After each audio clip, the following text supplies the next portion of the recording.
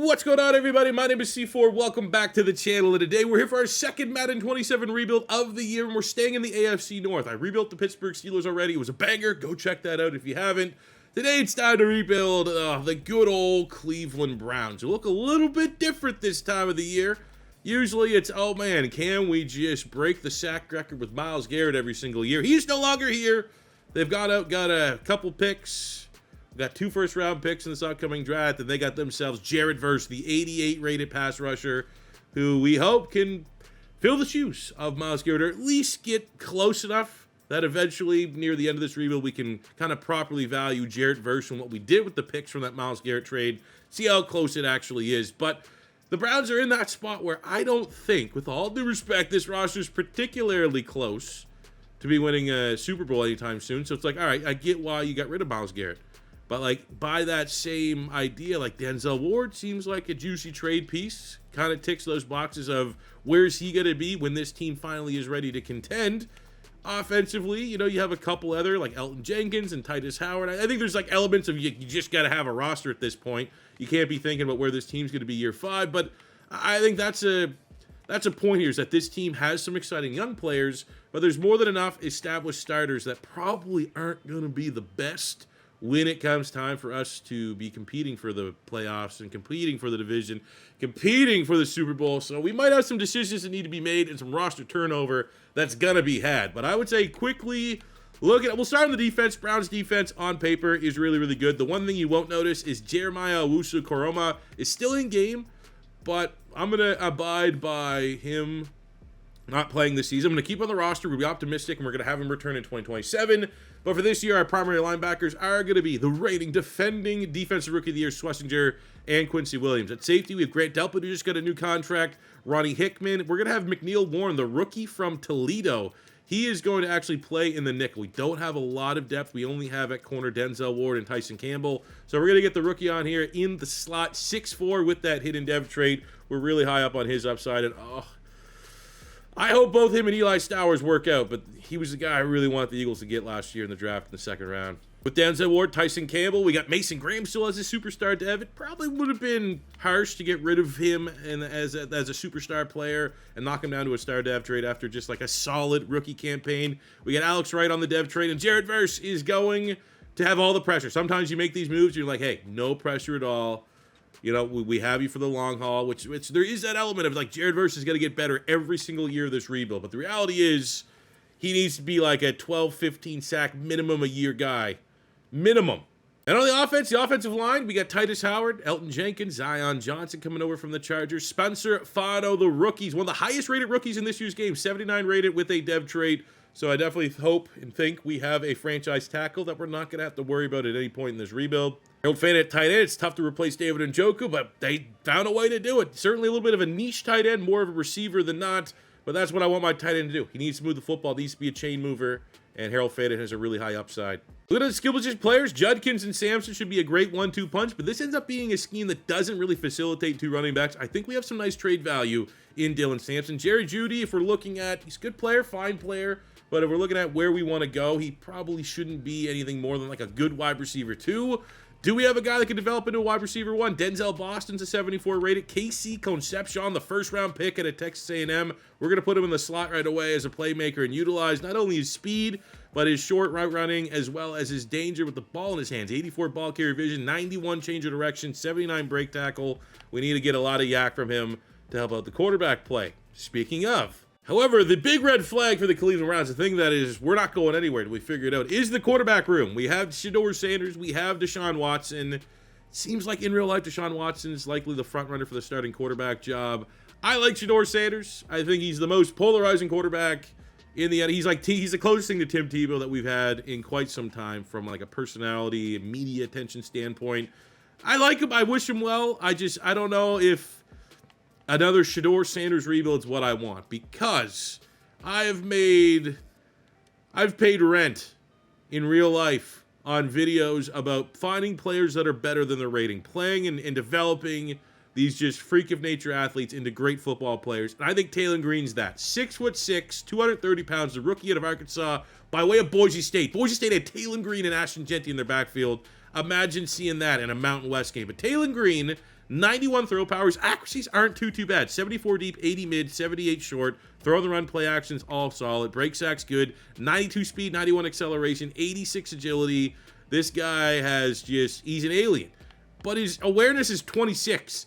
So, like, how I interpret this is his stats, his base stats are so good that if you gave him even, like, the default rookie quarterback, like, 50 to 60 awareness, he's like a 74, 70. He might be the highest rated quarterback in the game.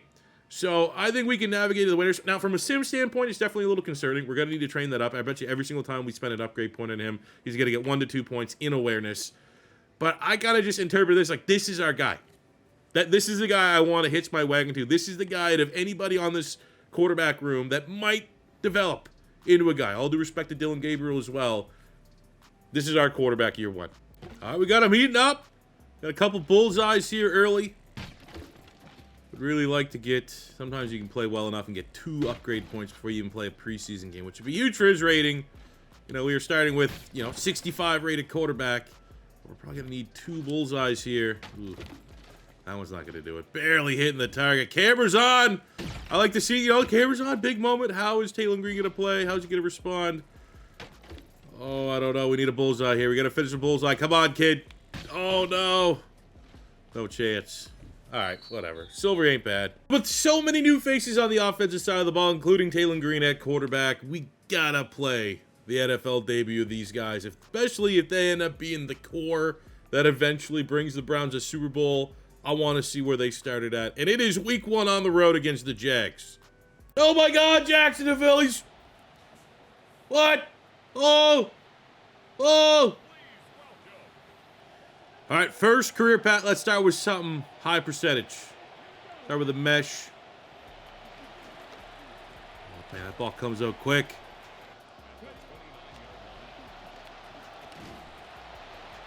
All right. This is what I mean. There's always going to be a bunch of welcome to the NFL moments here today. Josh Allen getting home. I'm telling you right now, between college football, the amount of picks that I've thrown, 90% of them are linebackers deep in the second level. Oh, you're a fool, though. We aren't going to keep it going full throttle, redline it all game with Taylen Green. Oh, we got him, Casey Concepcion. That ball has got to get there. 4th and inches, we have got to go for this. We are the free. Oh, my. All right, 3rd and 4 midfield. Come on, this is a great time to get your first completion here. Let's go to Harold Fannin with that right there. Nice little layup. Great route ran. We'll take points here if we can't get it. Love to just fire that into ball. I guarantee that linebacker's going to try to pick me off again. Oh, he catches it. Oh, come on, get in. Let's go. Rocket Sanders gets our first touchdown. Just like everyone thought. God, dude.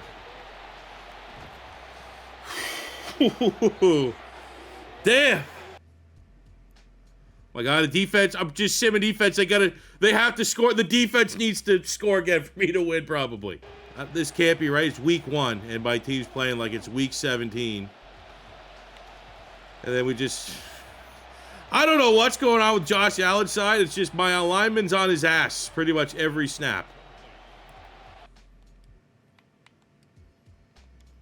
Come on, defense. Another pick 6. We need it. How much? Holy shit. It's shocking that this is my job. That literally every snap that I've tried to play to get some footage has been a negative play. It's impressive. You're not going to find a higher quality gameplay anywhere on YouTube, so make sure if it is your first time stopping by, you do not forget to hit that subscribe button. We got one more attempt here to see if we can throw it 30 yards. Alrighty.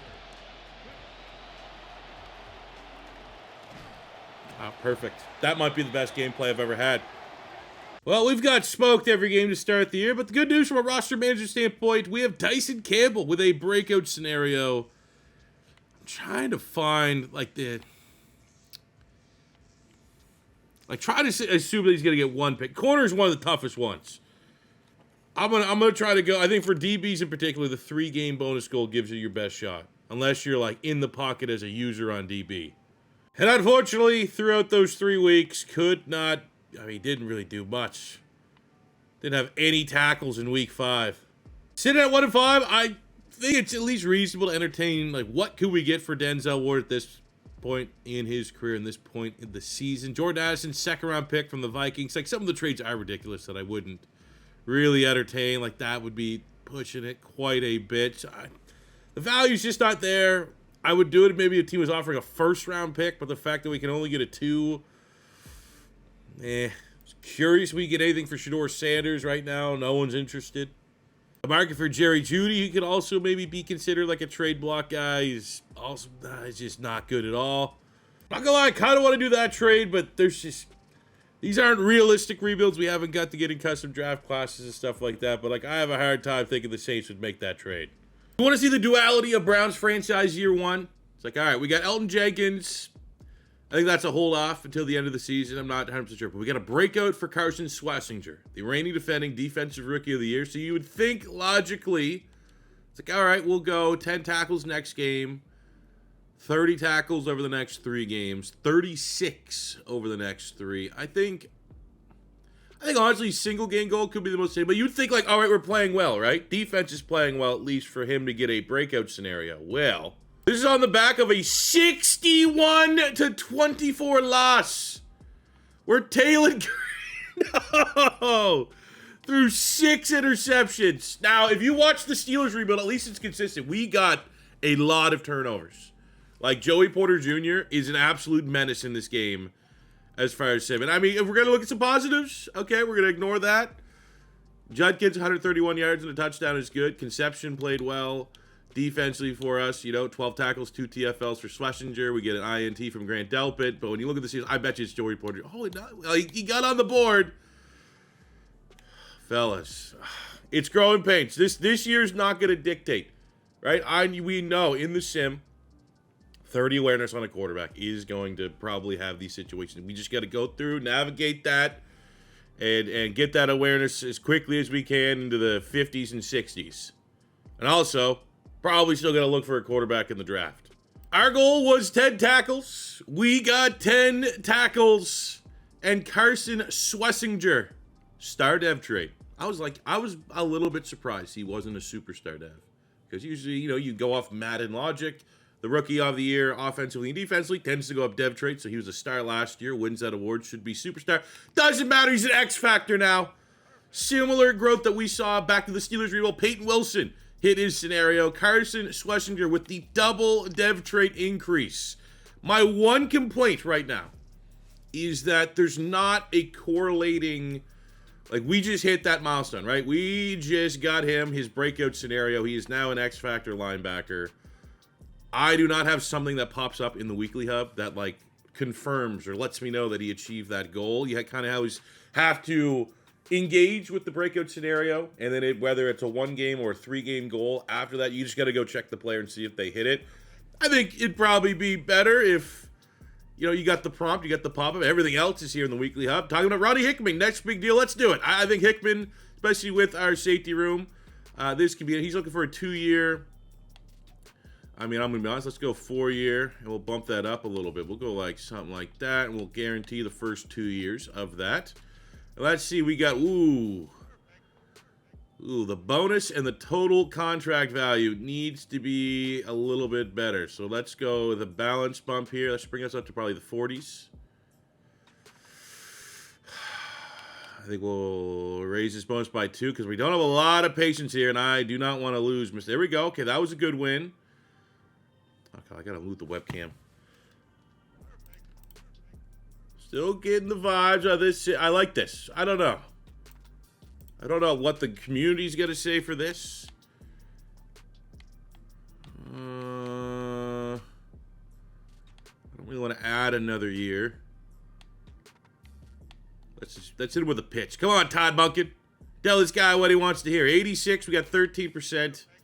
What is this deal? 4-year. $13 million guaranteed. What this? How about 7% to his bonus? There we go. He sides. A real nice upgrade here late season on Mason Graham. Almost 10,000 XP for getting 5 sacks in a season, which is, I'm not going to lie, I don't necessarily want to overrate that. I need him to be pushing double-digit sacks in a season, but to get 10, you got to get 5 first. So we're going to pump all these points into making him a perfect scheme fit as a power rusher. And I love upgrading power rusher and just getting 3 finesse move instead. Now, we're kind of middle of the mall right now. 5 and 8's better than expected. You know, you see that 6 INT game by Taylen Green and assume it's been all that bad. But there's been peaks and valleys. Except, you know, maybe the peaks go all the way down to Earth's core. And none of our ratings really look that good. I'm actually really disappointed with our defense. I think the defense kind of needs to play closer to a top 10 unit. And they're not too bad, but the points per game's not great. But regardless, Quinshon Judkins is the second leading rusher in the league right now with way less carries than Cam Scatabo, who we're going to see them go head-to-head this week. So for me, it's like, you know, maybe a silver lining. On top of the fact that we got the X factor on the breakout for Schwesinger, could be, can we get Quinshon Judkins the rushing title here in year 1 of this rebuild? We are very publicly going to make it known that we are not re-signing Deshaun Watson. I was like, you know what? Our salary cap's in a pretty good spot. We are not going to, you know, hurt.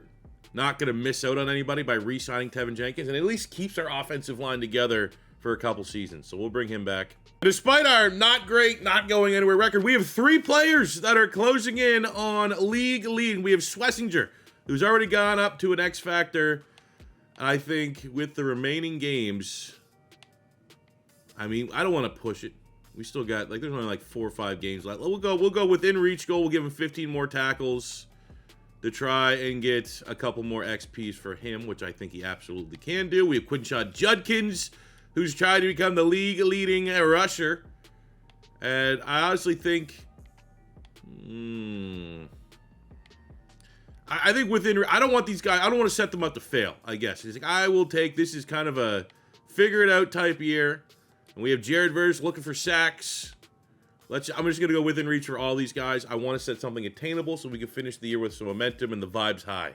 A big thing for us is we hit the 3,500 passing goal for Taylen Green, which I had on my wish list, maybe nerfing the XP rewards for certain milestone goals. I think they should be valuable, and I understand that quarterbacks, this is the only time they can get these massive XP boosts, yada, yada, yada.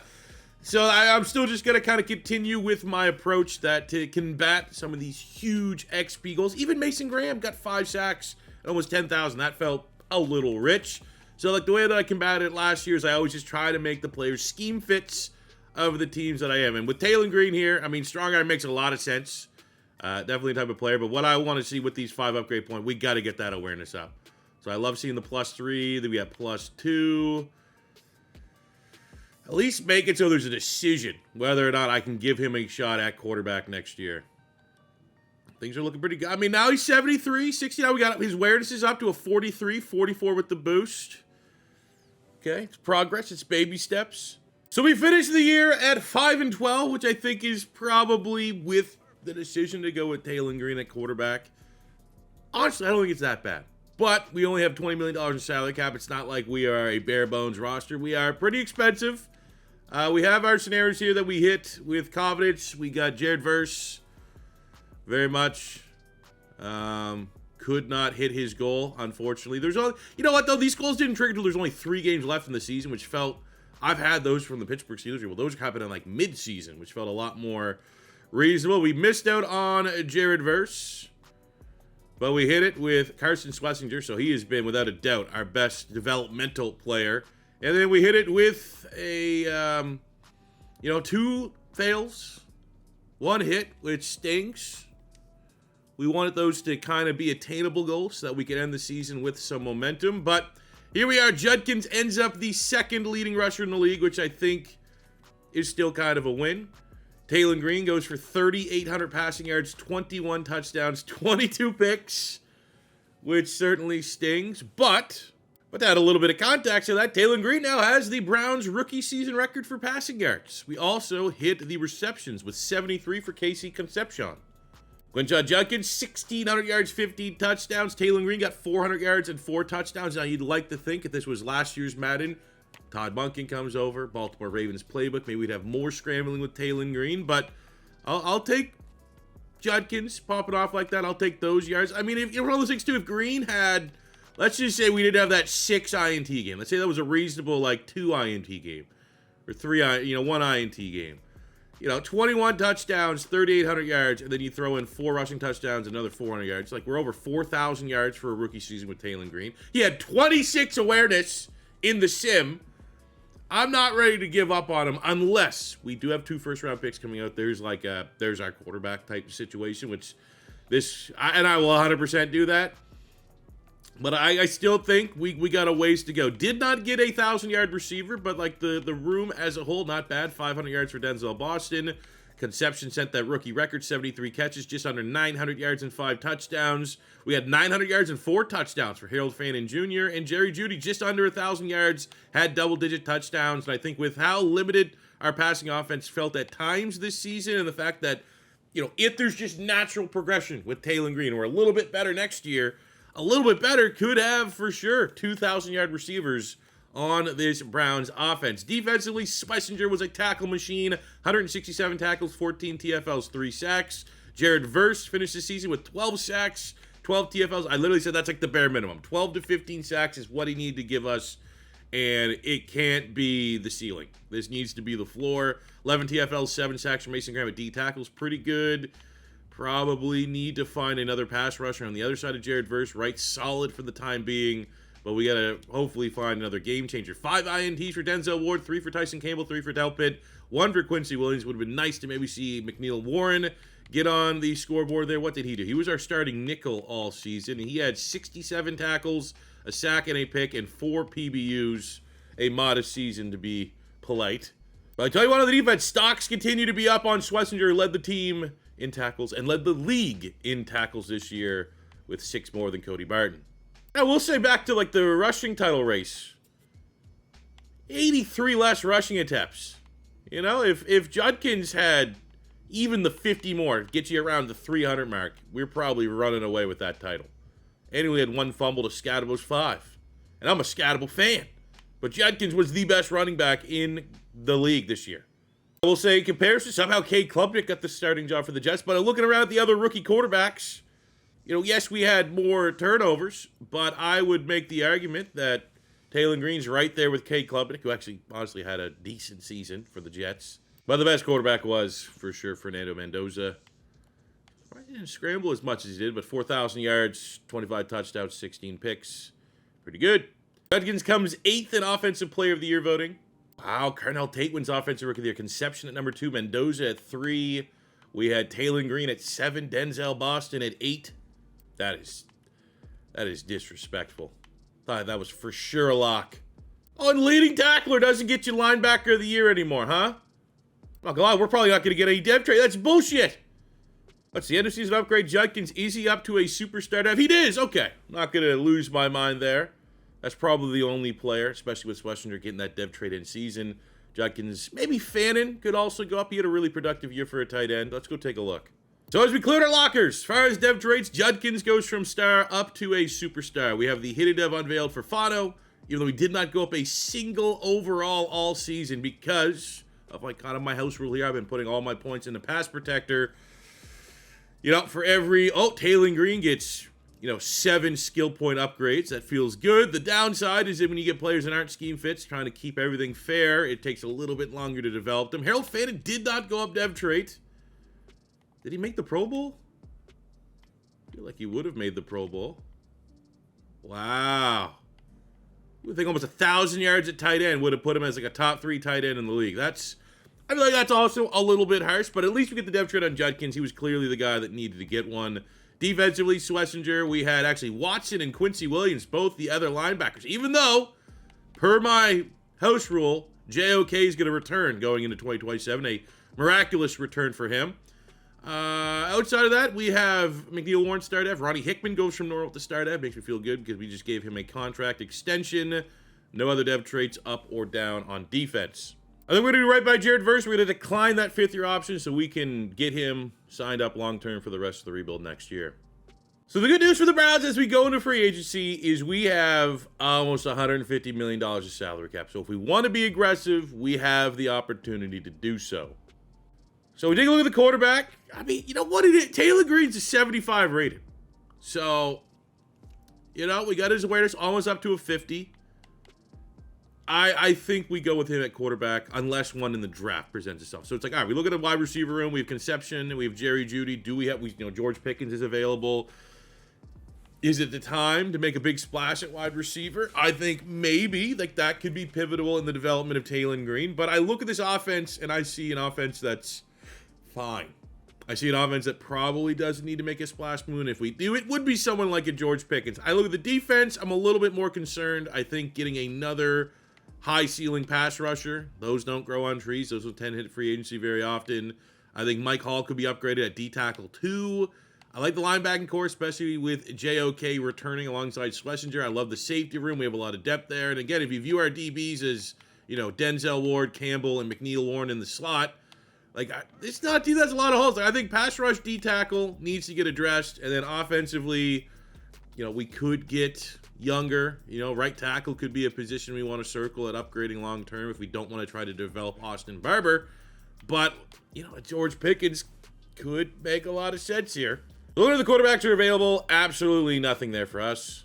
So take a look at the quarterbacks in free agency. Nothing's better than Taylen Green. Looking at the wide receivers, Parker Washington's a good player. Looking for about $18.5 million per year, but skill set's really similar to Casey Concepcion. The question's going to come, do we feel like we want to spend $30 million on George Pickens? Pickens complements what we have at wide receiver. He's not like different skill set than Jerry Jeudy, different skill set than Concepcion. Like we bring in Pickens, we might have our 3 wide receivers for the rest of the rebuild. And we have the money to spend. Jared versus contract extension is not going to destroy our salary cap space next year. We can open up the wallet a little bit, and it may need to be George Pickens, but everyone wants George Pickens, so it's going to be a bloodbath trying to get his signature. Not much there at right tackle. I think we go with Titus Howard for another season. Looking for the pass rusher that can go on the other side of Jared Verse, and not much there as well. Same kind of goes for D tackle, man. Like these guys are slightly better than Mike Hall, but not enough, I don't think, for me to be dropping, upwards of $10 million a year. I'll be honest, Joey Porter Jr., DJ Turner, both these corners hitting free agency. Steal from our rivals. Joey Porter Jr. from that Steelers rebuild too is like one of the most productive sim corners I've seen. I am intrigued, but I like our secondary where it's at. We don't have a hole. I think we can kind of grow and build around this secondary that we have on paper. They still have a ceiling versus paying, again, another $20 million. I think it's very clear to me that we at least enter the George Pickens sweepstakes. You know what I'm saying? I don't know how much of a chance. This is going to be clearly, if he wants to come to the Browns, we're going to have to pay up. So we'll go, he's looking for 4 years. I think we could probably bring that yearly salary up to, we can go maybe 18.5, and we'll bring that bonus up. Maybe just for starting, we'll go up to 40. I'll throw in a no trade clause, and we'll make the first 3 years fully guaranteed. The only chance we have at getting him is if he just wants to come for the money. That's what we did. Nuts out on the table. If you want to win, probably not here just quite yet. But if you want to win in 2-3 years from now, here's a bag to enjoy the growing pains, and you'll still be here when I figure this thing out. So let's see. I'm gonna say it's 50-50. Let's hope that he's motivated and DNA and all that stuff kind of go towards chasing the bag. Yeah, I mean, again, can't fault him. It is a tough state to try to sell a player on coming to the Browns right now. But I'll remember that.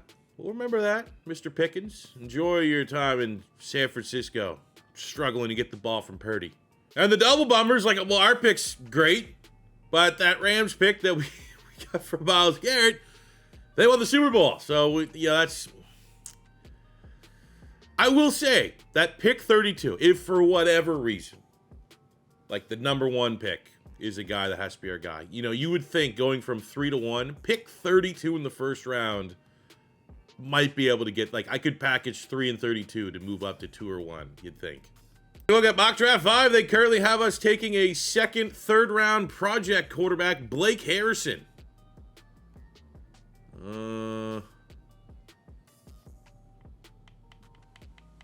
Nope. And a refresher on the top prospects. I mean, I'm very happy that 3 of the top 5 are running backs. And I don't know, man. Maybe if the quarterbacks aren't anything special, like we could be looking pass rush or wide receiver with our number 3 pick. Might not have to trade up.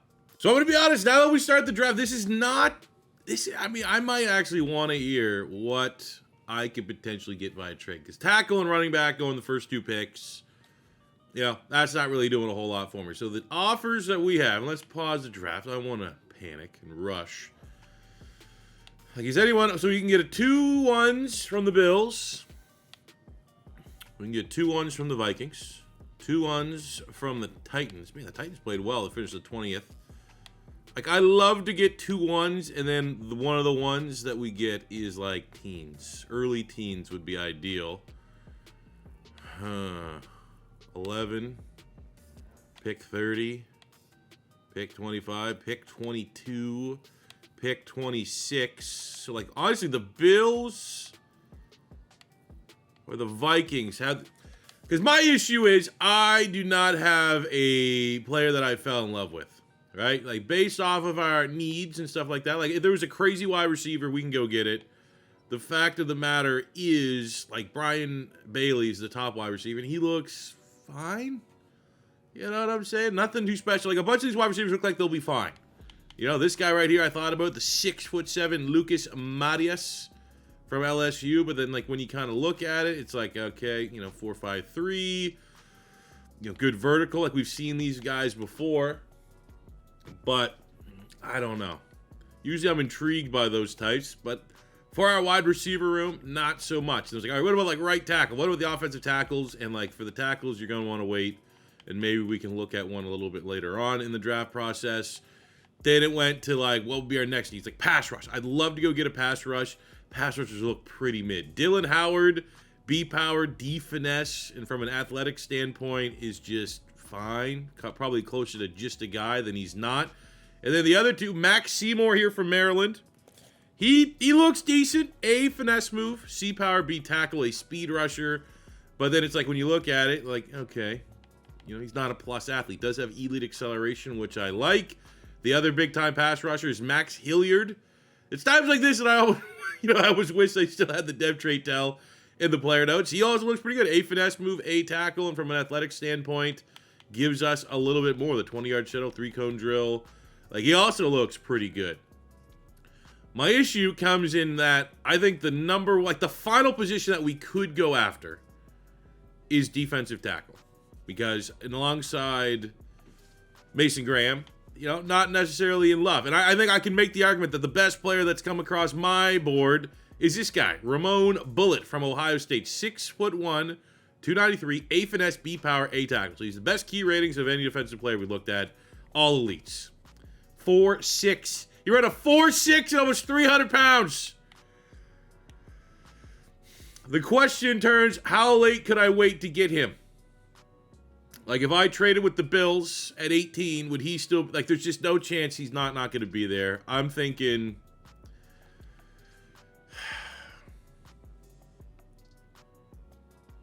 I think I might have to take him. I wish you could go back and look at the final mock drafts. I wonder if I can. Can you? Ooh, where's he going? Where's he expected to go? He's going 5. So if we don't get him here, he's going to be gone. So yeah, we have to. I think in a perfect world, we could wait and see. But with no tells, we have just got to get the best players we possibly can. And by all measurables, with the blind pick that we have to do, Ramon Bullitt, come on down at defensive tackle. Number 3 in true value. Drafting him at pick 3. Set state record for bench press reps. And he looks pretty terrifying. 6'1", 293 pounds. Hit a dev trait. 85 acceleration. 86 speed. 91 strength. Be a game changer. That's what I need you to do. Because I could have got 2 first-round picks. I'm excited. I chose you. Now I want to try to trade up and grab that pass rusher from East Carolina. We have to make the jump from 32 to 9. Now, I think the only reason why I'm just, this could be immediately rejected, but of all the pieces that I have on my roster that have trade value, I would say Wright, this star dev trade pass rusher, Mike Hall, now that we just drafted the D tackle, and Quincy Williams with JOK returning. And then you look at like the needs of the Bears. They need D tackle and Will. I don't know if that's going to be enough, but if I figure if I kind of package up our depth there,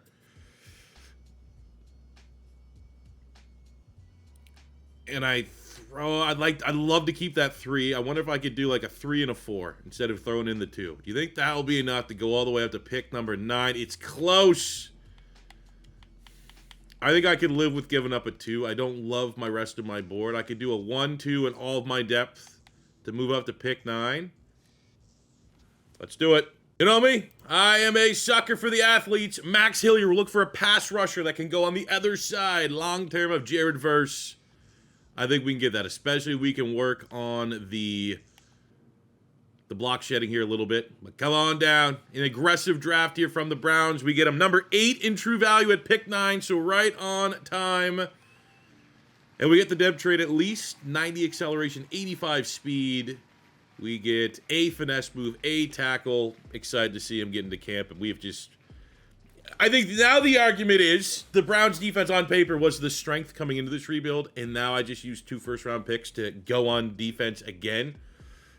You know, maybe the offense needs a little TLC here. Maybe the rest of the picks will be all offense.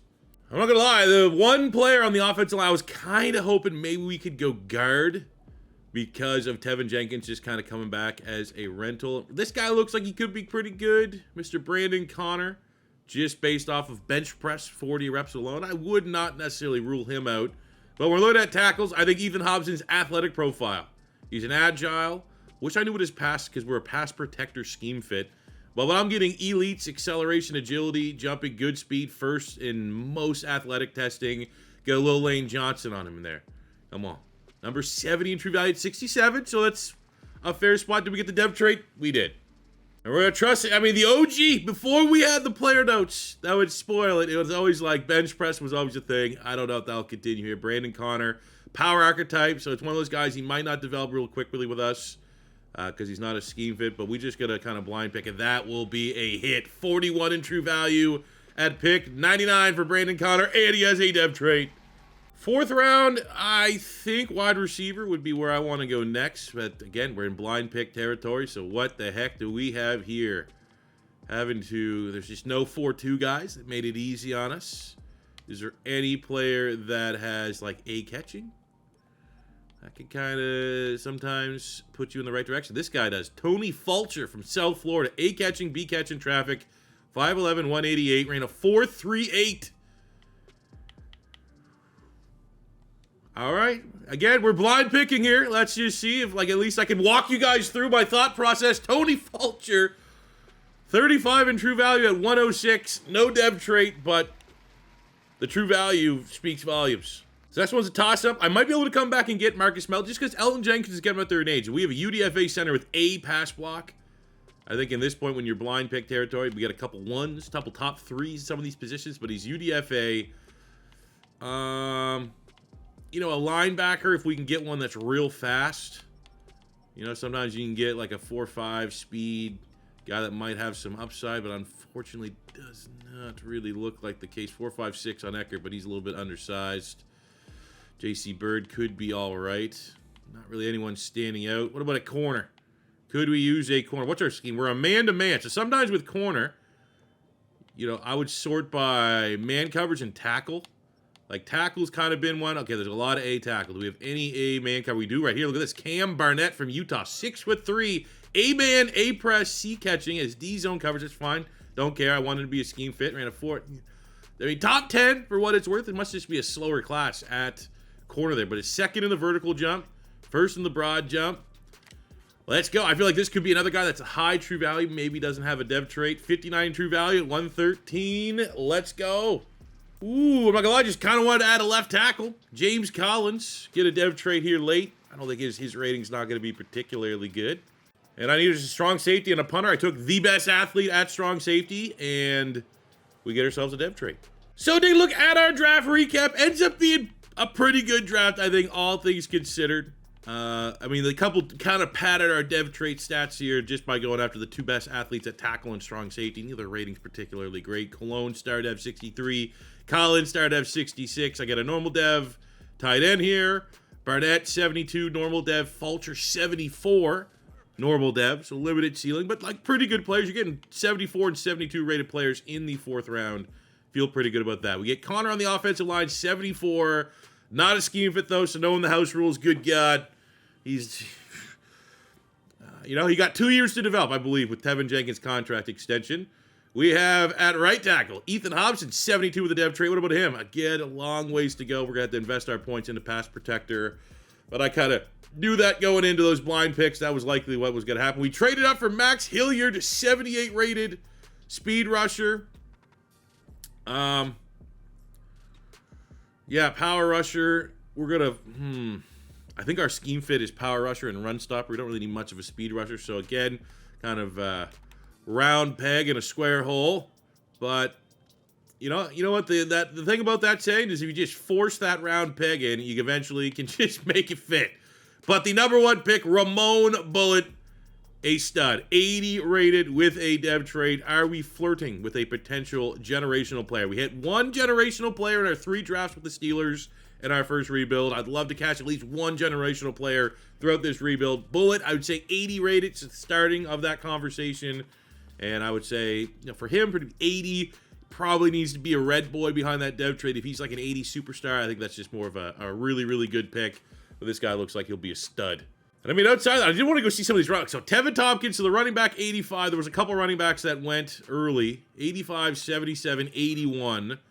So they were just some of the best players in the class. But I mean, I'd say overall pound for pound, feel pretty happy with our D tackle being an 80 rate. In terms of positional value, it's certainly right there. We did think about Brian Bailey. He would have been 79. I could have lived with that selection. I do want to see the other pass rusher that we were considering once upon a time here. Oh, he's way down here. Oh, Seymour. Max Seymour. This probably, out of all the players that I was considering, would have been one that, if he was there at 9, because he was a little bit more athletic, I might have considered trading up. I'm just a little bit curious. Just a little sneaky poo here. What did I miss out on? Just be a star dev. Oh, that's brutal. But another year, another training camp for Taylen Green. Would really like to get the gold medal here. Yeah, we are still just on the path to getting him 50 awareness. And I think gold would get us probably 2 upgrade points, which could play a big part. We're so close, man. I've been like 99% on a bullseye. But I think we might just be able to good throw this one across the line. Come on, right there. Boom! Come on, buddy. I can't. Come on, you can. Why do they always make these mini games harder? Like last year, I just got in the pocket where I can get gold medals in like 75% of them. I'll tell you right now, you know the one where you're the offensive line, you're going through, go try that. Let you get your hands on Madden 27. Tell me how you feel about it. Start year 2, actually get with a very interesting scenario. So McNeil Warren is technically a starter when we're outside of base, but now we're getting this scenario here where he wants to be the outright starter. So hopefully, I mean, we could just make him a starter. I don't know if that's kicking the can down the road, and then Ronnie Hickman's going to get upset, but I think obviously long-term, McNeil Warren needs to be the starter, so we'll hit him with that. And all right. Hopefully he's happy. Hopefully it doesn't cause Ronnie Hickman to get upset. So we have another road game to start the season on the road against the Pittsburgh Steelers. I think we hop in and at least get a couple glimpses at the progress that has been made with Taylen Green at quarterback. As far as the depth chart is concerned, offensively, we didn't have a lot of changes. I do think, like, with Hobson and Connor, it's one of those, like, ease the point. Is this just, like, where we know this is another growing year, so make them both starters because they're both going to be long-term. I really thought about that at right tackle, because, like, if you get Hobson out there now, but, those guys, Jenkins and Howard are solid right now. That certainly takes our offensive line from our strengths to a little bit more of a question mark on the right-hand side. So we may just got to keep that as is. And the defense is where all eyes are. We have Bullitt and Hilliard, 2 first-round picks. Hilliard costs a little bit more. Bullitt looks pretty insane, all things considered. We get JOK returning to the defense.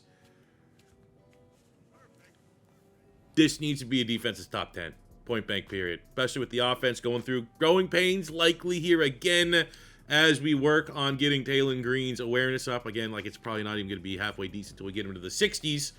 But again, just goes to show, like, by the time we get his awareness, just based off of awareness, if nothing else changed, and every time I did an upgrade, it was just giving us, like, +3, +4, +5 awareness.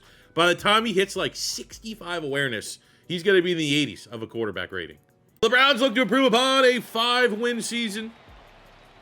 Even though I'm still fully committed to the process here. We'll play some moments, because obviously if we can get on defense when we feel like it, getting our hands on our potentially generational defensive tackle could be pretty cool. Pittsburgh strike first with 3 points. Let's see with a minute 14, can we get a drive going, get some points on the board to tie it, if not take the lead going into halftime. 2nd and 3, still have 2 timeouts.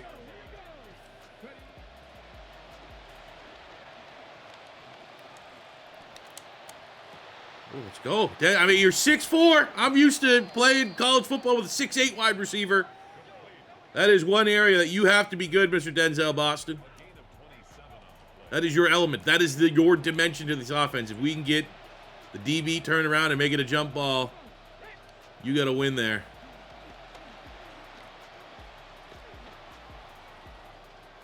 Do yourself. All right, goal line mesh, 2nd and 2. High percentage throw. Great pocket. And Denzel Boston coming alive on the drive. And we are going to go into halftime with a lead on the road against the Pittsburgh Steelers.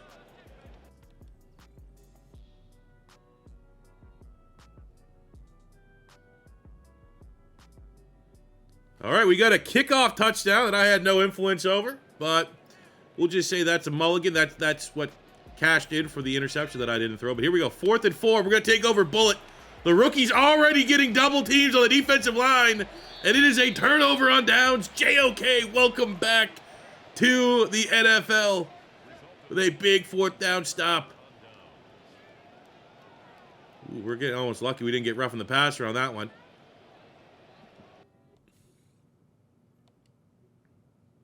Now we get a moment here to come in on 3rd and 10.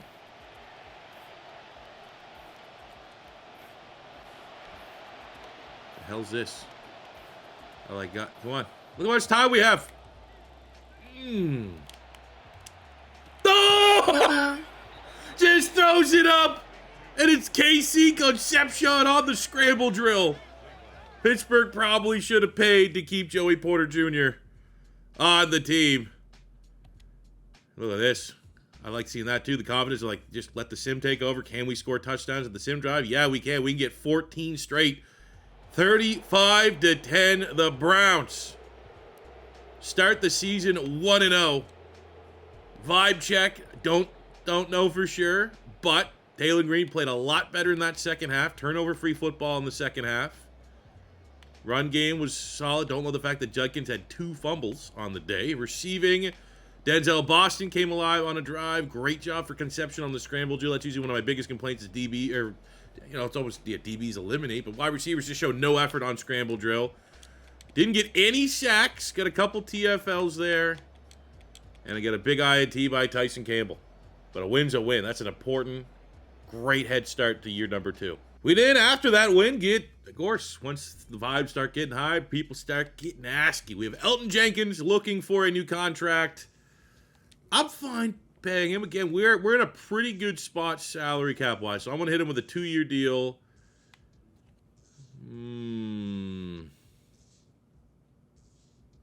I mean, he's looking for close to 10 average a year.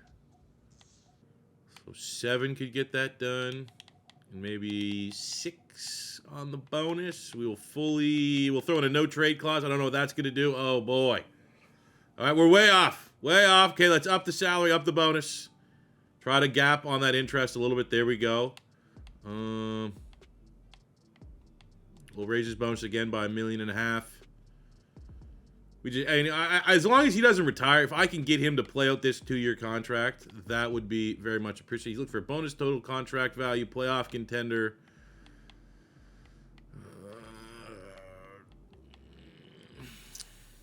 I don't really like going backwards on any of the monies. Oh, okay, we kind of messed that up a little bit. Okay, hey, we're good.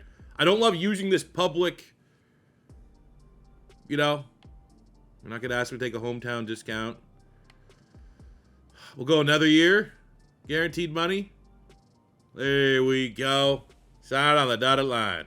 We also have Jerry Jeudy. This is more of an interesting one. I kind of want to hear what number you're looking with.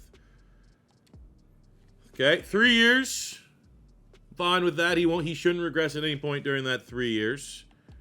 I don't want to offer much more. I kind of want Jerry Jeudy on like a reasonable contract. I don't want, I definitely would be cool adding a year if it's not adding a whole lot. Like all these little small increments, it's gonna be like $1.5 million, $2 million. We're gonna be straight about the situation. You're gonna be a high-end wide receiver too. If I can get this team going, you're gonna be the number 2 guy, which could make life easier on you, and he buys into the project. Concepcion wants to get 4 more receiving touchdowns for the second half of the season to get a nice XP gain. I think that's totally understandable, and I think we can get it to him. Them working out of the slot. We got another one I think is going to be where the least getting a front row seat for on a 2-game win. Look at this gauntlet that the Browns have too, by the way. Chiefs, Niners, Rams, Seahawks, Broncos. All playoff teams. We still have a quarterback that doesn't have 50 awareness, but it is the Myles Garrett return game. Got to make sure we have a good game plan there. Let's hop in. Because I want to see what Myles Garrett can do. We're going to be offense only here. Taylen Green time. Who is that? What celebrity is that? Who was that? The Miz? Taylen Green's ready to go. Myles Garrett's returned back to Cleveland. Let's get a touchdown of the opening drive. Oh, nice. Starting on our 3. Awesome. Absolutely awesome. We're going to run away from Myles Garrett. Follow our blocks as best as we can. Judkins, one man to beat her. We would have had a 97-yard touchdown run. It's been a quiet drive for Myles Garrett. Kudos to Spencer Fano. Look at this time. Look at the time that we're getting. We'll go right to Jerry Jeudy. Finds the end zone. There's a flag on the play. It might be coming back due to a hold. No, it's on the defense. Is that roughing the passer? I really feel it was. They're getting frustrated that they can't affect Taylen Green. Decline. Give me the touchdown.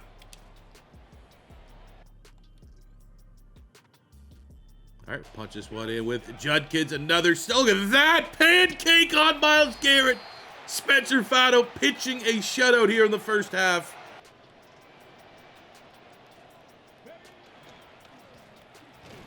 All right, there's Myles Garrett. It's inevitable. He's eventually going to make a play.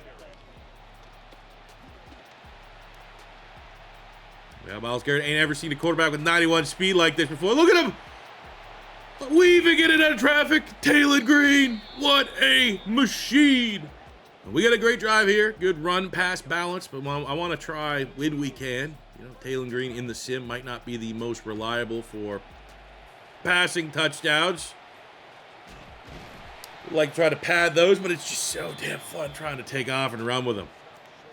I'll tell you what, too. Like, I'm going to run the same play again. Actually, see if we can throw the pass here. Years past in Madden, it always felt like Anthony Richardson was a prime example of this. Didn't really matter if you had a fun scrambling quarterback because they didn't have like superstar and X-Factor abilities. Great play. They didn't feel fast. They didn't feel the play up to the ratings. Feels a little bit better in this year's game. And Judkins low-key's had a pretty good day. I think one more run will go over 100 yards rushing. And we keep... It would be nice to get that one in there. But this is why you invest in the trenches the way that we have. Let's see if we can get Judkins when all is said and done. Oh my God, those guys just... Come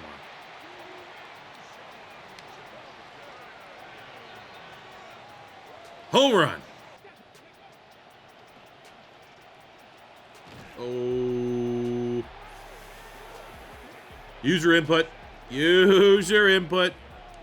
This input on me. I'll eat that one. But now, I mean, we got to throw to get this one back. You know the Rams are going to score if we can't move this football. Got that in a Denzel. Boston, what a grab! Green catching all day. So did Harold Fannin. Catches over the shoulder. And it breaks the tackles.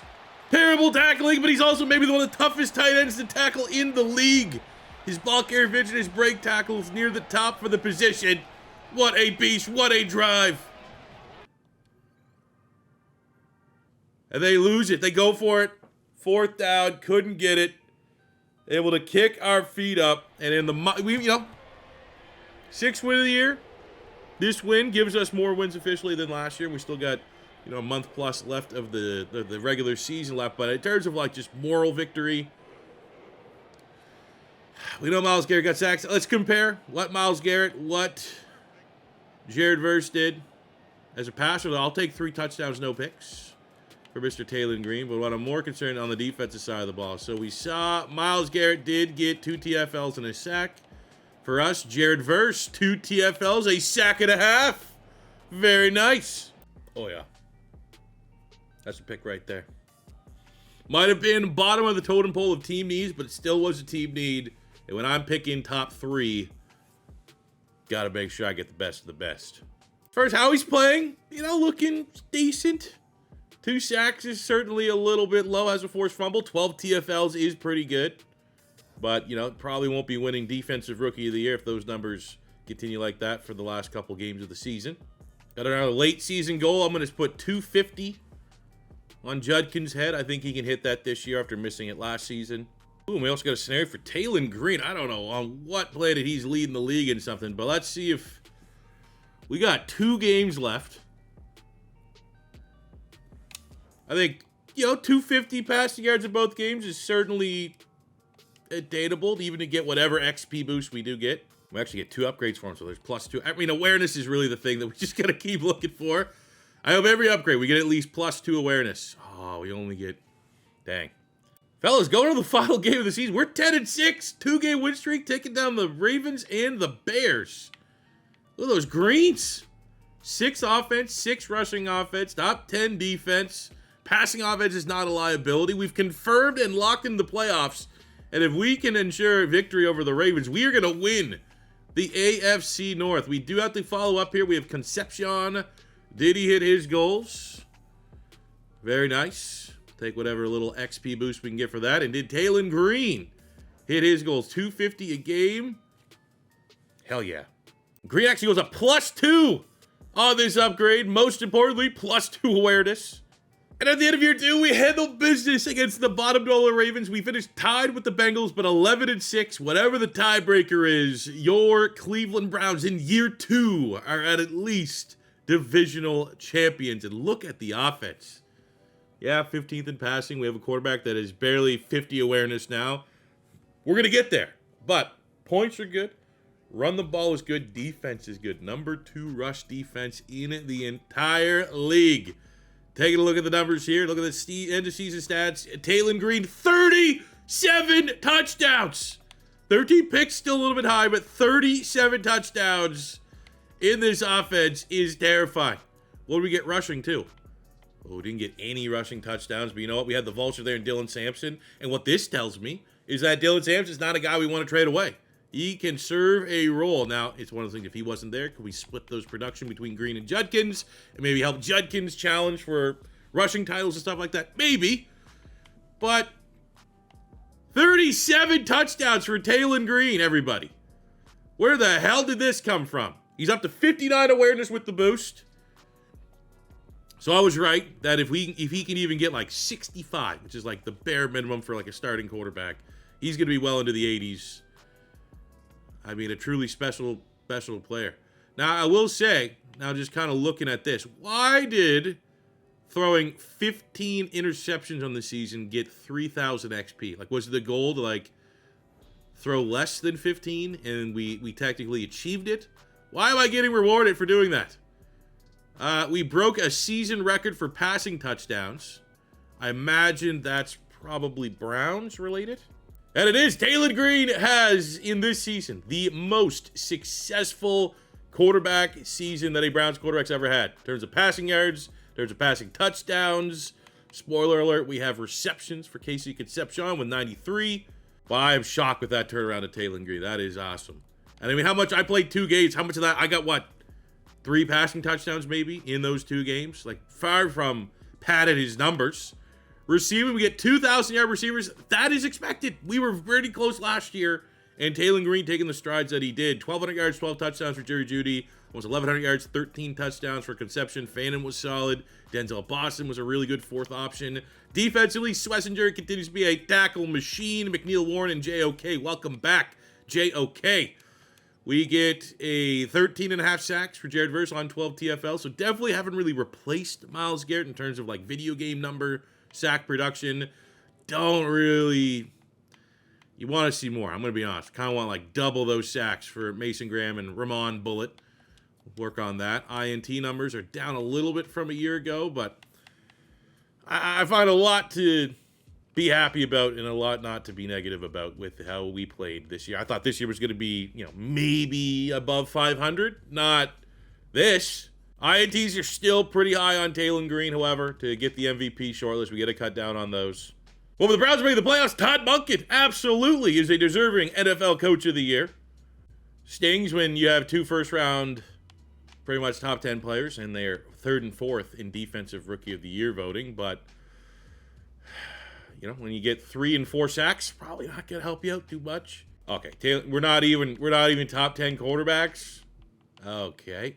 So the league's been a little stingy on the postseason awards. That's fine. This is a team effort. We are team success oriented.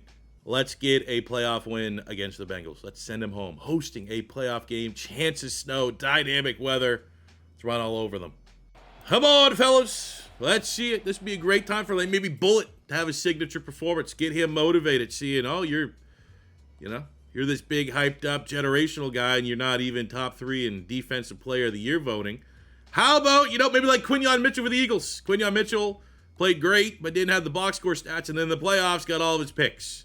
So maybe Bullitt's going to be a playoff performer. But Bengals are a tough matchup. This is Taylen Green. This is a lot. We're a young team. We don't have a lot of playoff experience. Maybe we hop in here and see if maybe give a little boost, a little confidence to see if a fourth quarter comeback is possible. I'd like to maybe get this Harold Fannin. Look at that. That's a dot.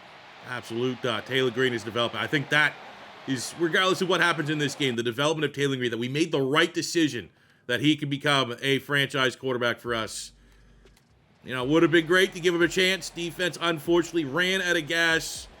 But year 2, Browns making the playoffs. Year 2, Browns winning the division. Year 2, Taylen Green looking like a franchise quarterback. There's a lot to be happy about. Looking at the Browns. Even then, defense didn't show up. Giving Joe Burrow 4 touchdowns. So Taylen Green, who is like multiple area codes below Joe Burrow, if you're just comparing quarterbacks, he hung right in there with them. 3 touchdowns, 1 pick. Our run game was not as good as it needed to be. A lot of playoff debuts. Concepcion in his playoff debut, 38 yards, 2 touchdowns. Harold Fannin finds the end zone. Denzel had a couple plays. Bullitt does get a sack. That could help his confidence a little bit. We got the INT there from JOK. So sick having him back on the defense, but we leave empty-handed here in year 2. So at the end of year number 2, as far as dev traits, I'm actually a couple things I'm noticing. One is, how did Taylen Green not go up dev trait? Yeah, I know why. He had too many picks. But you'd like to think in that case, the picks weren't anything insanely high, that the positive output would have been enough for him. I broke records. Still stuck on the normal dev trait, so that is annoying. I'm also seeing that Elton Jenkins and Titus Howard retired. So we now have, the good news is Hobson, we drafted a right tackle that can come in and play. The bad news is we have to go get a center, unless we want to try to rock and roll with the very niche size Parker Brailsford. 6'2", 289 pounds, not even a 300-pounder. Which, centers can be, your Jason Kelsey builds. But, that's, our offensive line it will regress unless we can replenish. And the fact that we didn't get a dev trait with Green certainly sucks. Hilliard's dev trait made that trade up to get him just a star. Bullitt played not well enough that, if he would have lost his dev trait, I would have been annoyed, but I couldn't complain too much. Because maybe, technically in the eyes, they overhyped him a little bit. We have Watson, so still Sam linebacker cheese in terms of dev traits exist. I think it's just because there's not enough Sam linebackers. So if you get any production, the game's you had 20 tackles. That's top 5% for Sam linebackers. Here's a dev trait increase. But I mean, Watson actually, Browns are one of the team that actually have Sam linebacker in their depth chart at base launch roster. So why not? We'll take any and all good players. But kind of feels like great year. Stats were great, and like we didn't really gain much in terms of dev trade or really momentum going into year 3. There's a re-signing. We're going to bring back Watson, especially now that he's a superstar Sam linebacker. Much like Jared Verse a year ago, we're going to decline the 5th-year option on Mason Graham. However, like, you know,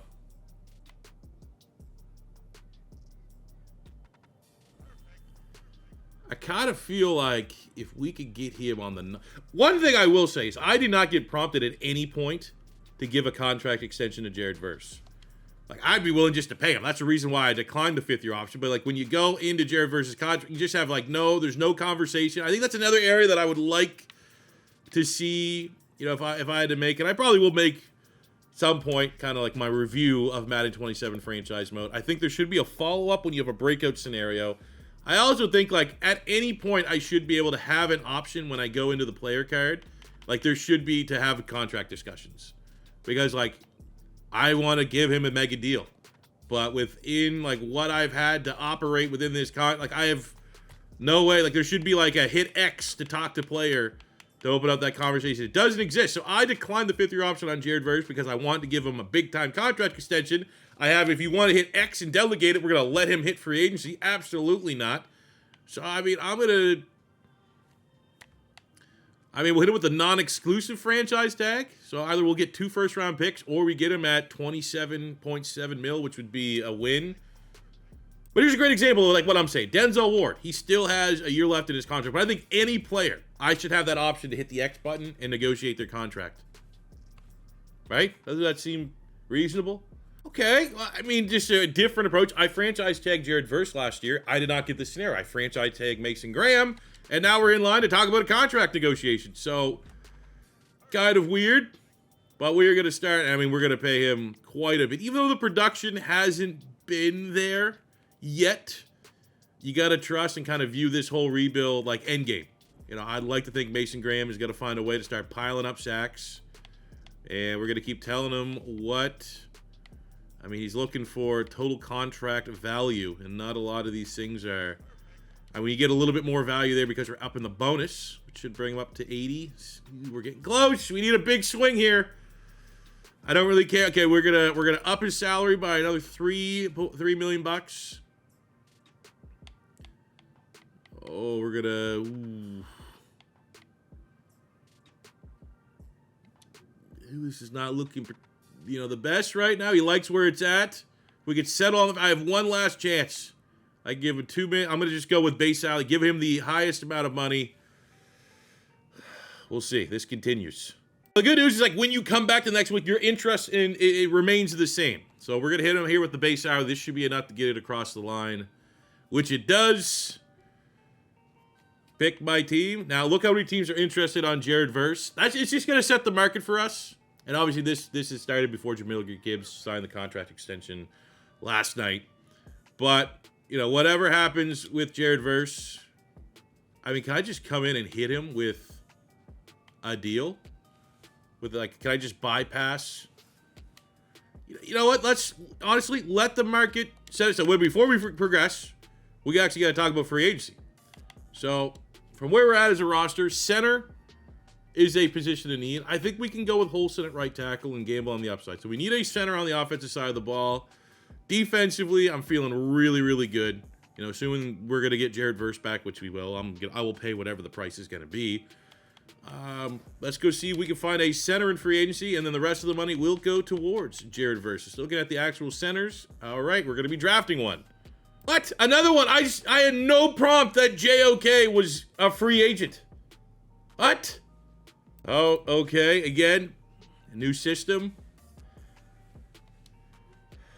I guess. If I somehow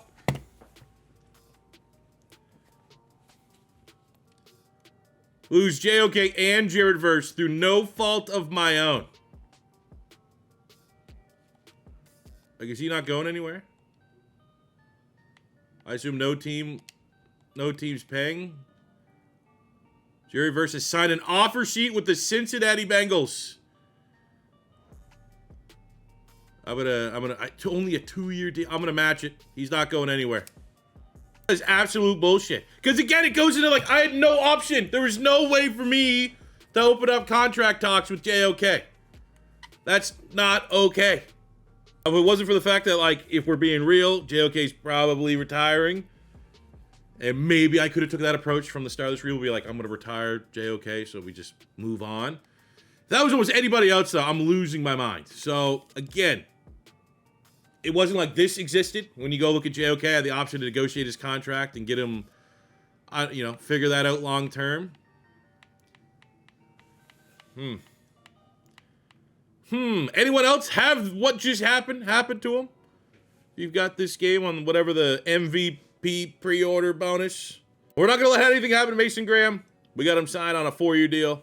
With free agency being a lame duck, we have to go into the draft. We need a center. We could look at wide receiver offensively. I think, honestly, we probably have Connor. We should move Connor now at Garrett. He has a higher ceiling than Jenkins. He's developing quicker.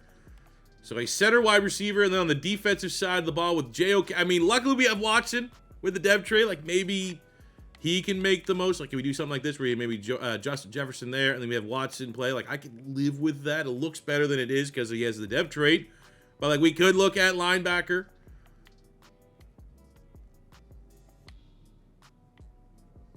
Where the hell's Jared Verse? He's still here. Okay. I swear to God. All right. Linebacker, center, wide receiver. Now, for us, the best thing is we are looking for 2 non-premium positions, so I feel relatively decent that we can pick of the litter.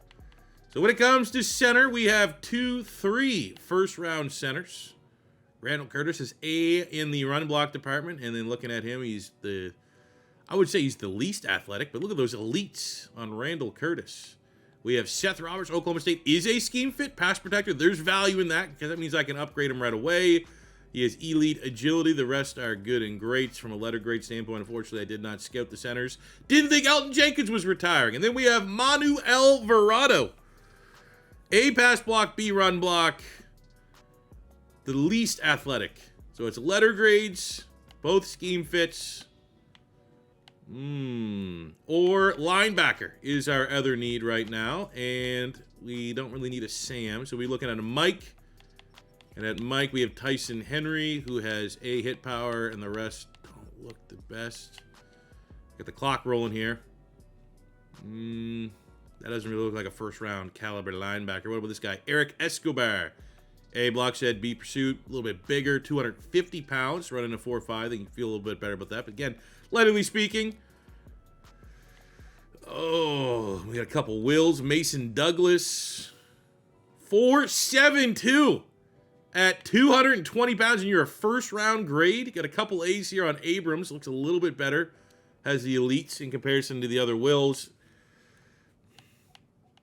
You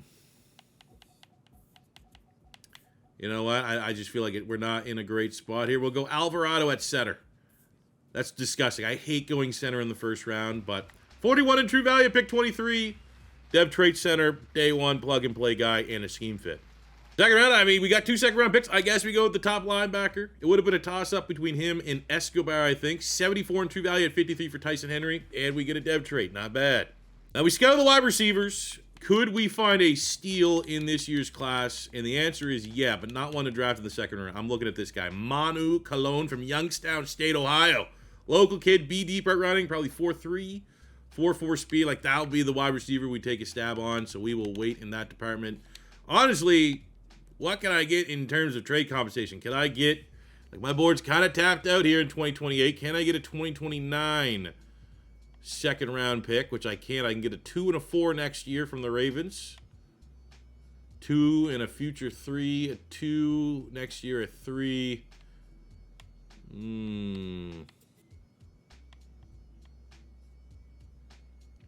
take this one from the Falcons.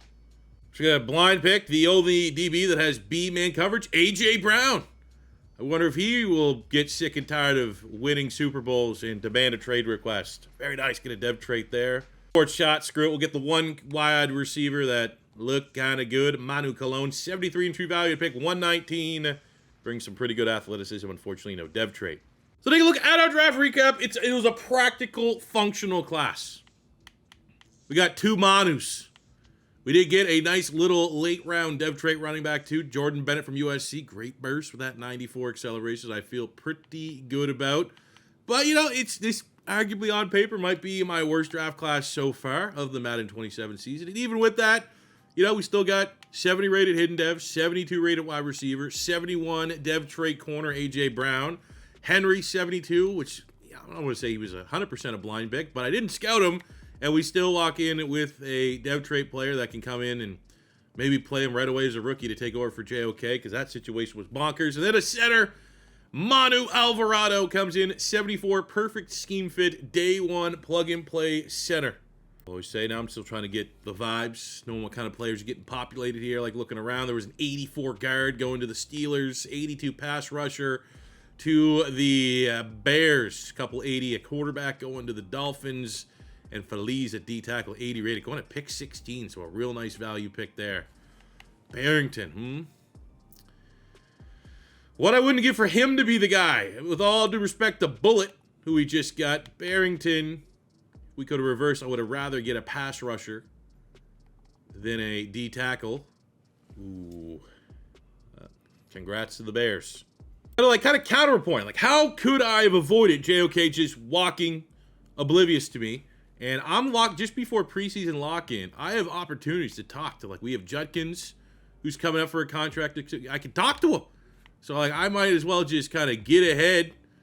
Maybe this is the time. After the draft, go in and look at your roster. If you know the contracts, or, you know, something that we used to do in last year's rebuild, like the mid-season mark, maybe right before you start and get into the preseason, this is the time to take a look at your roster and negotiate those, at least those big-time deals. All right, so we got to 100%. What do you mean they're currently evaluating other teams? Take the money. Now for UDFA, I'm going after, I think I might have cracked UDFA. Maybe kind of, sort of. I think, like, I needed a D-tackle to add to depth, and, like, Mayo was the only player that had teams bidding on him. I think you follow the crowd. I talked about this in the Steelers rebuild. I would not be surprised if I get Mayo wherever he goes if he has a hidden dev. They think I need a kicker. I bet you this Vega guy might have a dev trait. I'm going to try and get him too. Well, Vega is a dev trait kicker. Let's go. Let's take a look at the D-tackle. Were we able to get him? We were not, but he has a dev trait. Again, just where there's a crowd, go take a little look-see. All right, let's see. So we're going to follow up from the deal with Judkins that we started at the... There we go. Okay, that's cool that works. I was kind of worried that, you know, classic kind of Madden, something like that, might not end up working, but it does. Very cool. Judkins ain't going anywhere. Now, I wonder in hindsight, because it wasn't necessarily obvious, I do some funny, if I could have done this with JOK and he wouldn't just surprisingly ended up in free agency without having any line of communication. Oh no, we have our first holdout. Carson Schwesinger has a holdout. I will pay you what you want. This is your initial starting. That's a good number. We'll figure this out. Wasn't too. Luckily, the holdout is no more. We are paying our X Factor linebacker. As we go to year 3, I kind of like how there's like cause and effect, right? Last year we made the rookie free safety McNeil Warren a starter. I was like, well, hopefully this doesn't happen. And a year later, Ronnie Hickman is upset that he's now not the star. Here we go. We got to kind of keep a little bit of a limbo here. And I don't feel too bad, you know, say, oh, yeah, we're going to name you the starter now. Because there's technically starters. We primarily play nickel. One is the starting safety. One is the starting nickel. So I kind of feel like, you know, this is not greasy. Oh, no. Now I'm getting immediately, as soon as I answer that McNeil Warren. Dude, it's always like I got to move one of these guys to corner. Because I don't want... We'll hit him with just big roll then, I guess. Hit him with the second option. You're gonna have a big roll. You're gonna play a lot, don't worry. A 3-1 start for the Cleveland Browns. Humbling loss to the Colts. We got a tough stretch here too with the Eagles and Patriots up. But good start to the year. Let's keep that going. Harold Fannin Jr., we do not want to let you leave anywhere anytime soon. Let's go I don't think this will be too difficult to get across the line. And there we go. Just to guarantee an extra year to his contract. We get him signed for 3 more years. Lock him in for the rest of the rebuild. All right, I need to be honest with you. I just gassed up outside, filled the car up, took it to the shop, sit down. We have an evening segment of the rebuild. And I'm just thinking, like, I got to trade Dylan Sampson. 23.85. I'm not going to be able to afford him. There's got to be a way to capitalize on the value here. And I was like, well, who else are players that might still have some value? Tevin Jenkins, 80 rated. And then Shedeur Sanders, like any team that might need a quarterback. Now we have some interesting offers. I mean, I don't really want to go tackle, even though we get a couple nice tackle options. I thought about that one. Connerly in a 4th from the Commanders could make a lot of sense. You know, I could definitely see Jerry Jones wanting Shedeur Sanders there, and they're trying to dump off, you know, an age-regressing Jake Ferguson. I think that'd be an interesting trade. Edgerrin Cooper at linebacker, but, you know, we just drafted a linebacker pretty high on Schwesinger. We don't want to disrupt that. I thought with DK Metcalf, like, that's cool. Wide receiver, but, you know, he's a little bit better than odunza, but he's 30 years old. So we're getting, you know, that's not going to age well. He's only going to regress for the rest of this rebuild, even though he was very, very good for us in our Steelers rebuild. So this is the one that makes the most intriguing to me. I can see a world where if we're 2 more years in and odunza's, you know, still not a 1,000-yard receiver consistently, you know, the Bears might be looking to potentially like, recoup something on that. But there's no way I'm giving them a fair deal, but I'm going to revisit this trade. I'll throw a pick in, and we're going to go after Odunze. So I don't even want the picks they weren't getting. I'm going to throw in a 3 and a 4, which we have still have a 3. We had 2 3s going into 2029, so we're still good there. And I think that there you go. You know, in a world where Luther Burden became the wide receiver 1 for the Chicago Bears, Dunze's not popping off, not producing. Maybe they want to get rid of that $30 million cap hit. And we send them a really, really good young running back in Dylan Sampson. They get a starter at right guard. An interesting backup, maybe if things aren't going the way they want with Caleb Williams. And then they get a 3rd and a 4th round pick to recoup. I think we overpaid, and I wanted to, because now we got ourselves a wide receiver 1. So now we have Rome Odunze at the 1, Casey Concepcion in the slot, Jerry Jeudy on the outside, and, you know, the only person that kind of takes a hit here is Denzel Boston, but I think there's maybe a chance that we could get some value for Jerry Jeudy. I don't know if I want to trade him now. Look, his morale's really high. 99 morale, he's been solid. Maybe that'll be an off-season thing where we can move Jerry Jeudy and then make Boston the 3, or I don't know. Depends what kind of value we could get for Jerry Jeudy in the first place. Wouldn't be great, but it might not be too bad. Well, after making that trade, they want to talk about a new playbook. Interesting. How do I we're going to hit X and we're going to keep our own playbook. Dude, we're on a win streak. Before the bye, we beat the Ravens. Off the bye, we get a 1-point victory over the Bills. I mean, these are quality sim wins. Still with the quarterback, Taylen Green. You know, we're just scratching 60 on the awareness. You know what I'm saying? Like, from my perspective, we're going to view this as just his development. I still think we're just scratching what he can be as a quarterback here. Let's see, did he feed Odunze? That'd be cool if he made an immediate impact. Hey, 51 yards and a touchdown, and the other guy's 8, so he's fitting in well. He's not, struggling to find that chemistry. The harmony has been found, and that's an excellent win. That's a signature, maybe our first big signature win of this whole rebuild. So we close up year number 3 with a 13-4 record. We get the 1 seed in the AFC North on top of repeating as AFC North champions. We have the number 3 offense, number 4 passing offense. It's kind of weird that our offense has shifted from really good running the football to really good passing the football. Our defense was modest, definitely need to improve pass yards allowed per game, especially considering the talent that we have in our secondary.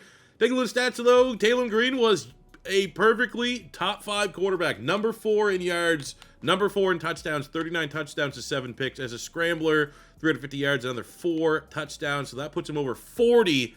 And the faith of it starting to pay off, that like this was the right call to go with Taylen Green. Now, you know, I'm going to imagine if you clicked onto this video, you kind of knew what you were probably getting.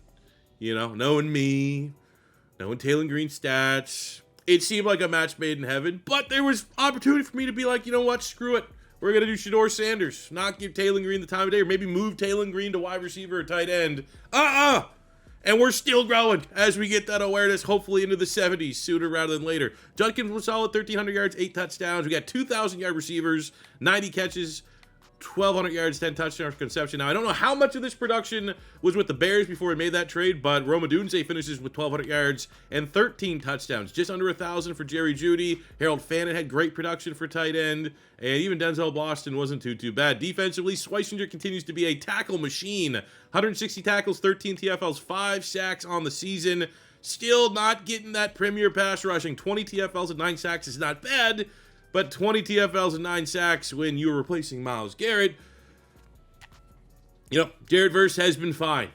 I think that's probably, Mason Graham was solid. Max Hilliard was solid. 23 TFLs, 6 sacks for Ramon Bullitt. That's also not bad at all. On the interceptions front, we got 4 picks Campbell, 4 picks for Grant Delpit, and 3 from Denzel Ward. The ultimate justification. Taylen Green in year 3 is NFL MVP.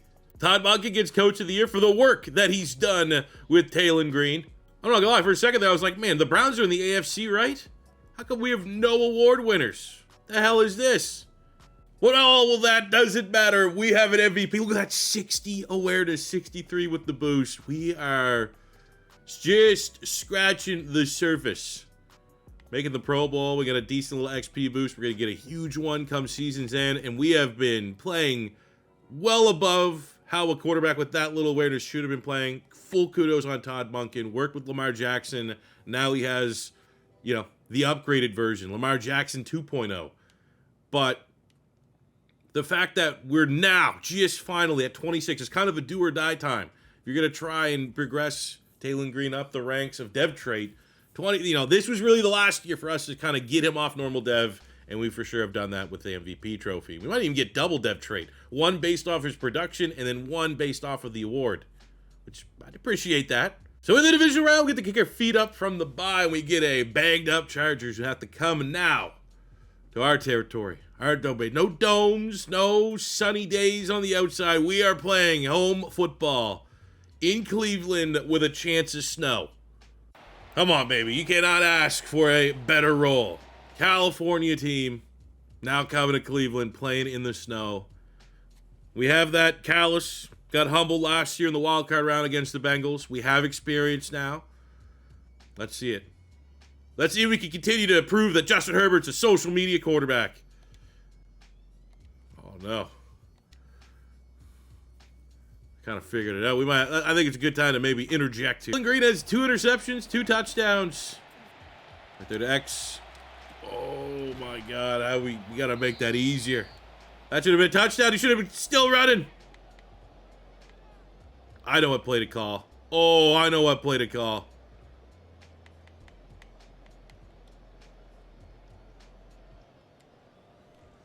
Watch this. You guys want to see some shit? They actually might have called a pretty good defense against us. We'll see. Oh, they did. No. Dude, I scored a touchdown with that earlier. It was incredible. You think? There's no way they'll think we do it twice. There's no way. All right, where are they lining? I'm not going to lie. They have a really good defense again. Come on. Oh, no. Yes. Go. Taylen Green, that is your league MVP. That's high school football. Give it to your best player. Doesn't even matter if they call the perfect defense. He is going to find pay dirt. Browns have a lead here in the playoffs. You know what? Screw this. This is important for this point of the rebuild. Can the Browns just get like one playoff win? If this is the end of our journey, so be it. But I feel like year 3 after the season we had, like at least getting one playoff win would feel like our team learned something. So I'm going to help them out here a little bit. Would love to see him. There we go. Interception. Carson schwesinger, the best linebacker in football. We had to unfortunately settle for a field goal. We get another turnover, and it is 10 quick points from the Cleveland Browns in the 4th quarter. And we get a taste of playoff victory. 38-28. Todd Monken and the MVP Taylen Green put on one hell of an effort. Wasn't without its hiccups, but I mean, Justin Herbert over there also threw 2 interceptions. And I bet you he didn't have a cool touchdown run like Taylen Green had. Odunza, that's why you make that trade. 6 catches, 141 yards. And on the defensive side of the ball, we get a sack and a half from Jared Verse.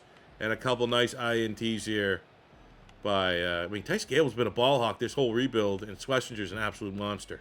Remember when I said that victory over the Bills meant something?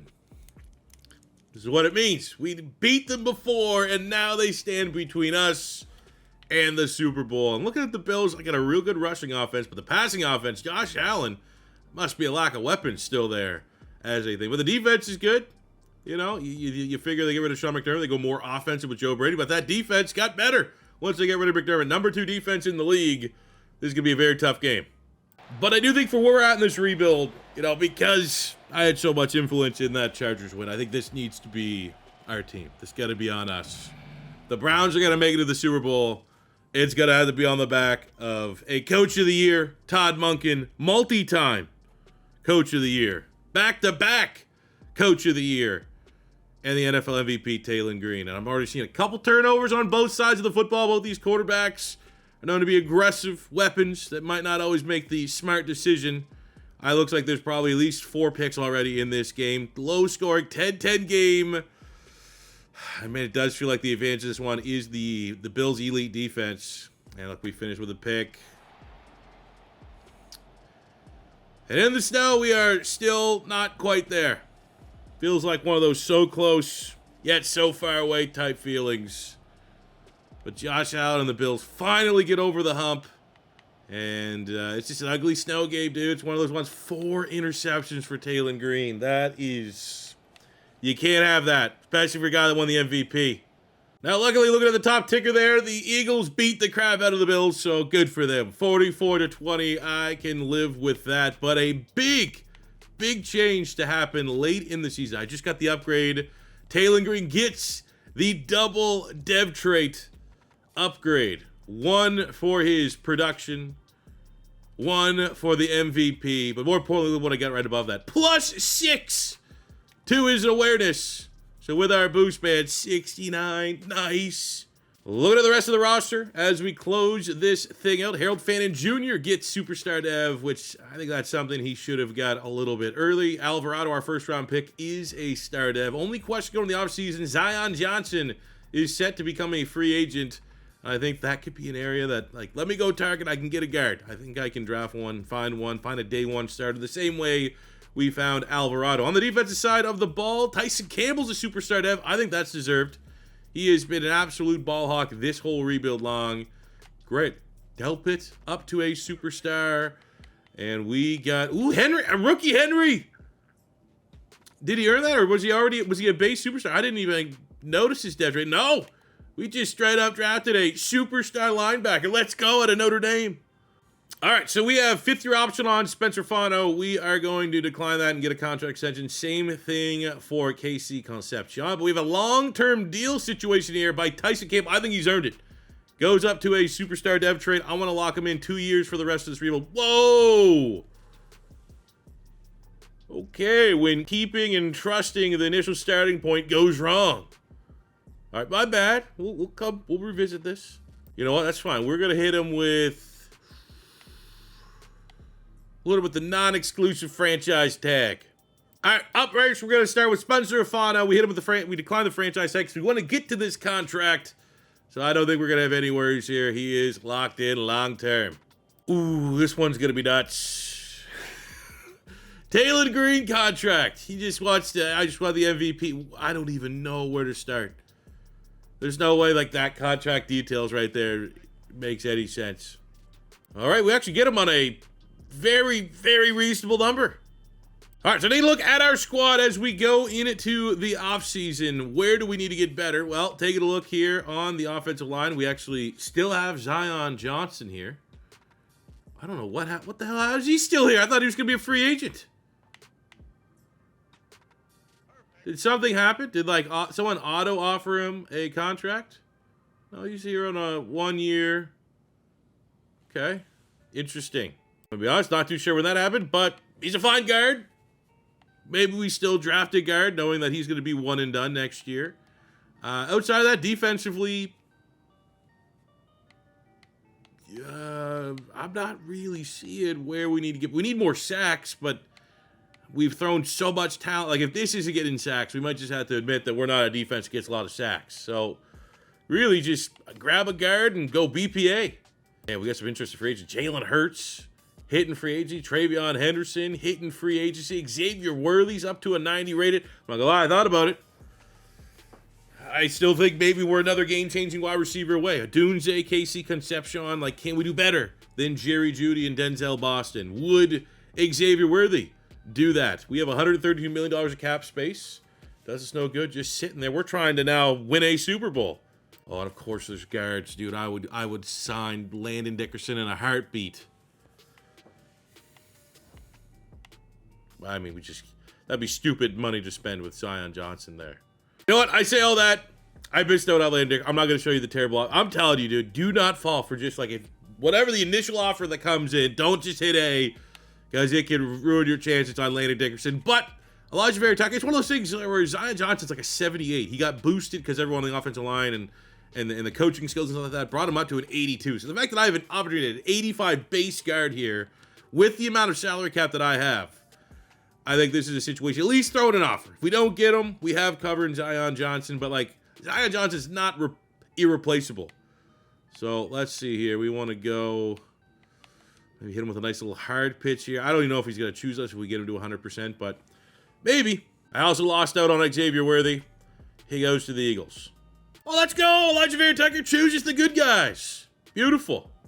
All right, so we had Tyson Campbell, offer sheet from the Pittsburgh Steelers. We're going to match the offer sheet, and he is not going anywhere. Classic Steelers trying to just steal other guys' talent.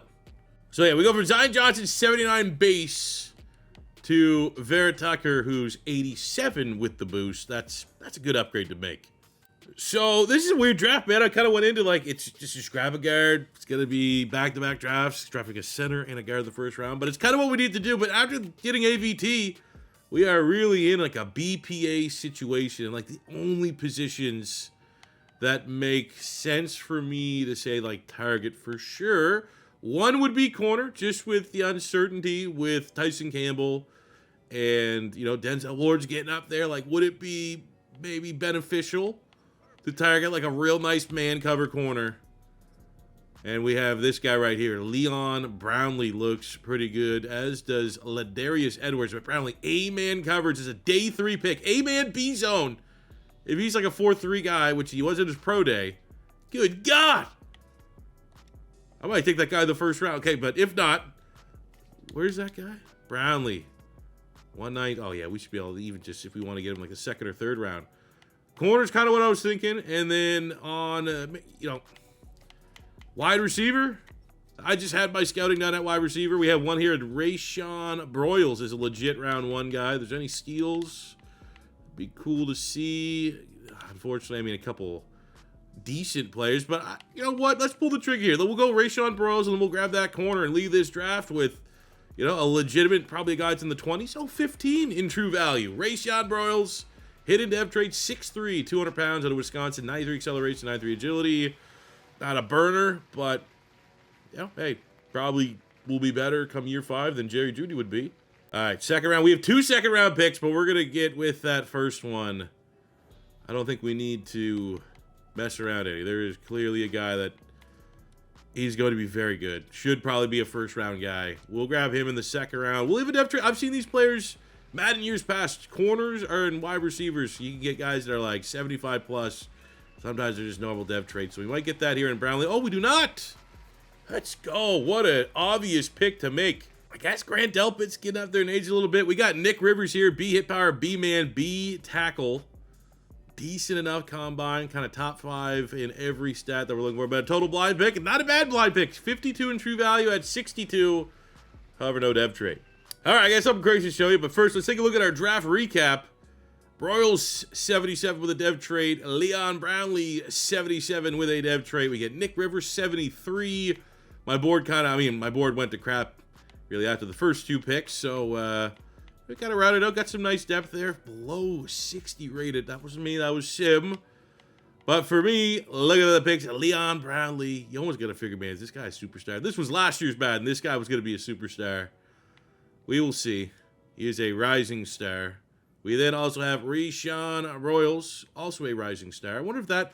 I don't want to look at everything now and be like, what's the tell? You know, we had that tell from, you know, discipline. You know, I don't want to go down that rabbit hole in case you guys are still playing Madden 26, but you know what I'm saying? There was a tell to what a dev trade is. I'm just now curious, like, is there something else? Something different that now will maybe spoil a dev trait that I can kind of figure. I don't want to figure it out, though. It did ruin the draft process as soon as I found that. I know a lot of you guys also reached out and felt the same way. So let's just hope Rising Star just means a really good player. I said the thing was crazy. Look at the UDFAs. We got a 76 left tackle, a 78 left undrafted. You know, it's like, you know, sometimes you'll see the punters and kickers and stuff like that. 78. I'm not going to sign these guys, even though I probably should. We're good at tackle. But I am like, I'm very curious. Are these guys dev trait guys? What? How are these guys going undrafted? Those literally, I did a whole series on getting undrafted players. And there'd be, you know, look at that guy, 6'9", 374 pounds. So these guys would exist in last year's game, but they'd be like 63 rated, not 76 and 78. Holy. I'm not going to lie, for science, I have to go see. Are they just start-up players, or these guys just like some absurd cheat code that I really missed out on? So Childress is a start-up, so okay. I mean, still, that is the greatest UDFA I've ever seen. And I don't think there's any content creator, maybe any human being, that has more experience in Madden with undrafted players than myself. Hey, Mr. Hurricane. And Galindo out here is a 76 superstar dev UDFA tackle. I will say I'm glad I don't need a tackle, because if this happened in a video, you guys would just be like, he's cheating. He made that guy. He's lying to us. That is insane. And that gives me, like, is this every now and again they're going to throw us just insane UDFAs the same way they do populate and happen in real life? Because I'm for it. So what would it be with a new season without someone wanting more money? And we got one here, KC Concepcion. I mean, it's contracts due. I'd rather... Do you think we can offer this, or is it going to be an immediate red? Okay, look. So sometimes it's starting off, that's weird. Sometimes those initial offer values are like give you a reasonable starting point, and other times it just completely blow up your offer. So we'll start here with a guaranteed year. I mean, we got to bring him in. Homegrown talent, still an ascending player. That's total contract. So we'll go up there. We get that's a net $3 million to his total contract. 85%. Let's just, you know, see if we get this in the 90s, just talking some bullshit. 96, let's go.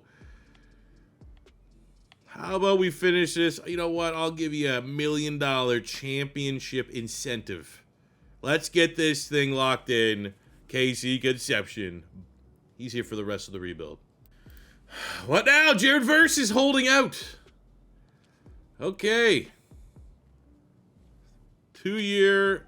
I mean, I don't even know where this number needs to go. I'm going to go 16 and 40. And I'll hit you with a no trade clause, and I'll guarantee it. Now, what more do you want? You want more bonus. How about this? 20% bonus. Sign. Sign the deal. He signs the thing.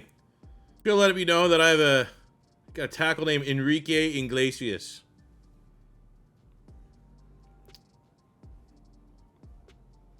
I'm not going to sing. I'm not going to quote a song here, but that's, come on. What? Someone did that on purpose. I mean, at this point, it's just like, all right, come on down. Who else wants a contract? Grant Delpit talked about replacing him. Regressed a little bit, but I still think, you know, does he want to finish this thing up here? He's been with the Browns for this long. Why leave the Browns when we're finally good? So we'll bump your bonus up a little bit. Again, we're still $95 million salary cap. This is not an absolute deal breaker. This should be enough to get this thing to 100. Oh, come on, 99%.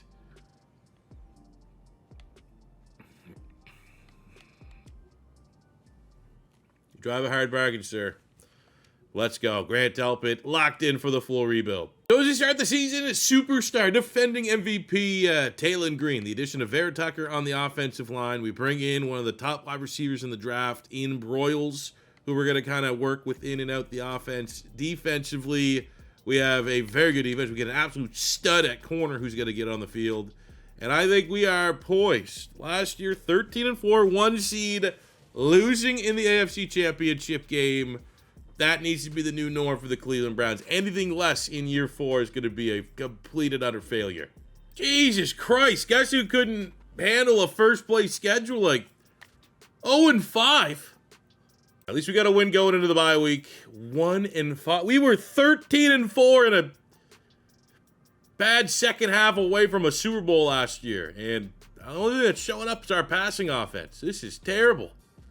What the hell is this? Carson Schwesinger has requested a trade. Well, it's past the trade deadline, genius. So after a 1-5 start, the Browns, we're 8-8, which is still really bad.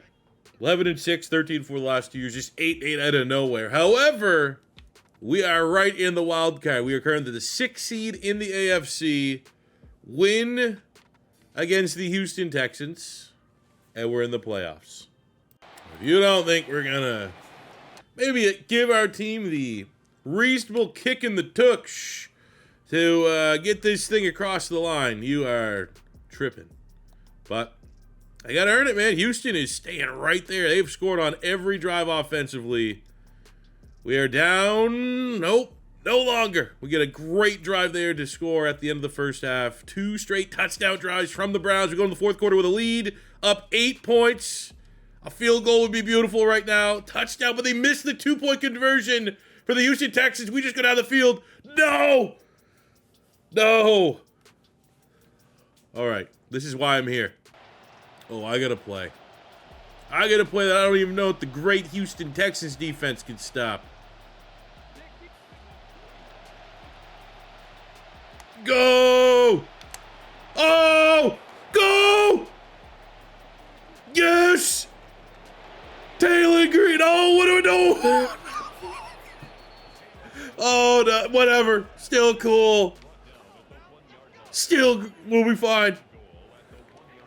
I think, dude, if I don't get a touchdown here, oh my God, that's going to be bad. There's no way. Come on. Judkins got us one of the best running backs in the league. Look at that. Just mauling these guys on the right-hand side. Did give them time. Dude, that's such a glitchy play. I love that play. And with that win, the Browns, after a terrible start, rebound and just barely squeak into the playoffs. There's no way we won and we lost spots.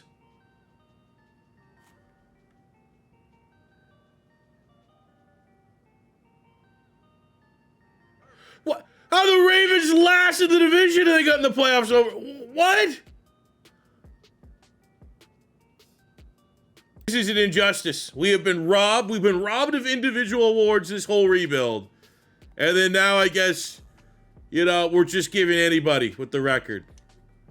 That is insane. Taylen Green did take a little bit of a step back this season. 4,400 yards, 26 touchdowns, and 12 picks. Run game just got over 1,000. How did,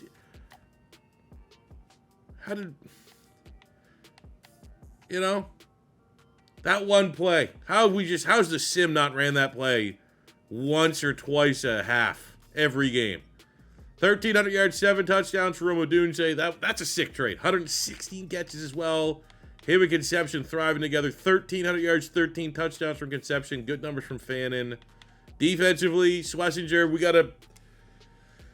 I don't know. I've never had to deal with a play that demanded a trade request. I'm hoping we can extend an olive branch. Do whatever it takes to make sure that he's here for the 5th and final year of this rebuild. As far as pass rush, got it going. Max Hilliard with 14 sacks, finally. 13.5 for Jared Verse, 9 from Bullet, 7.5 from Mason Graham. So finally those sack numbers are looking like where we want them to be. And INTs haven't been really the best in this rebuild, but at least like the big stud DBs have generally got their INTs. It's just been like only 3 or 4 guys every year have got picks. But, you know, going from league MVP to just not even on the top 10 shortlist,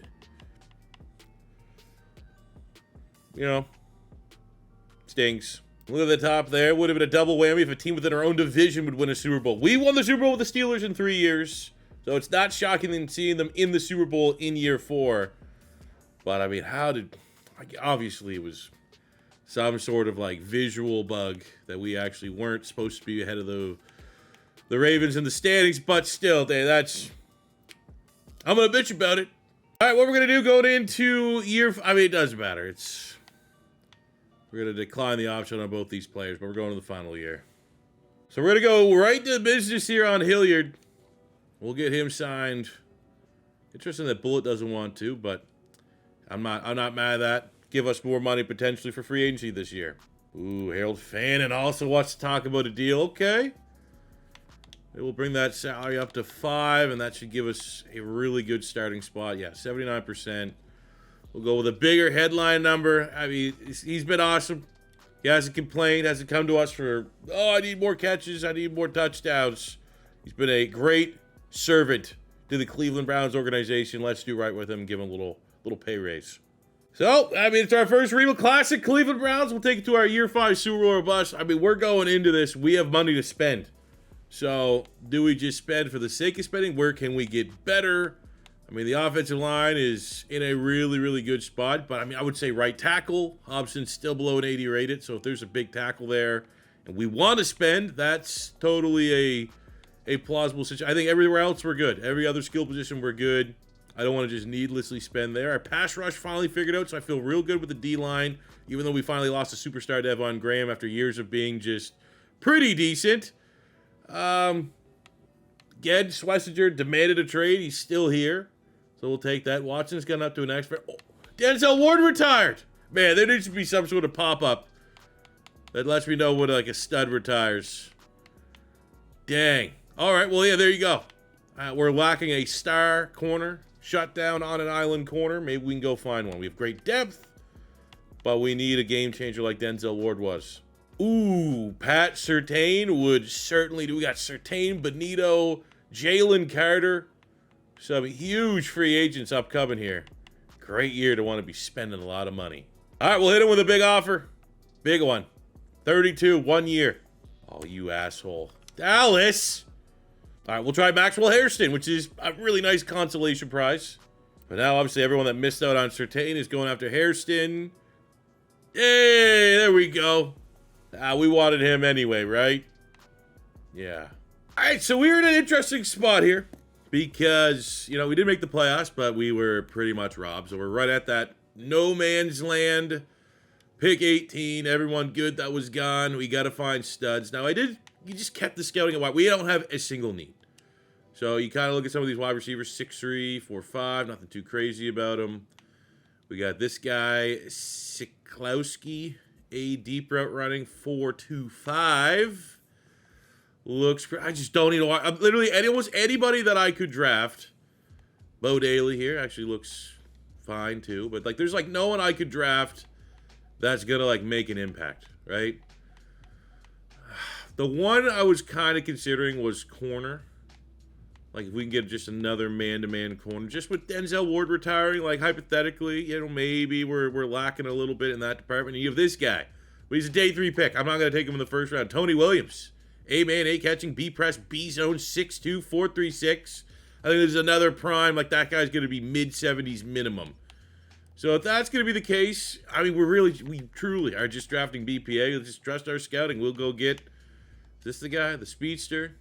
Why not? Come on down. Our first 4.2 speed pick. 22 in true value at 18.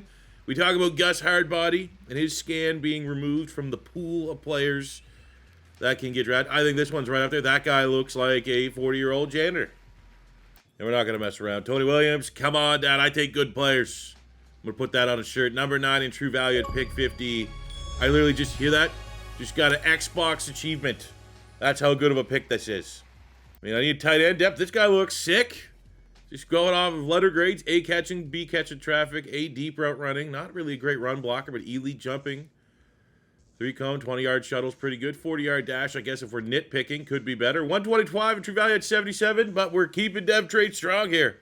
I think we just keep going. I look at the D tackle, the top D tackle, little Sean Greer looks pretty good. Weird that he's a nose tackle archetype at 288 pounds, but 3 Bs is really nice for a day 3 player.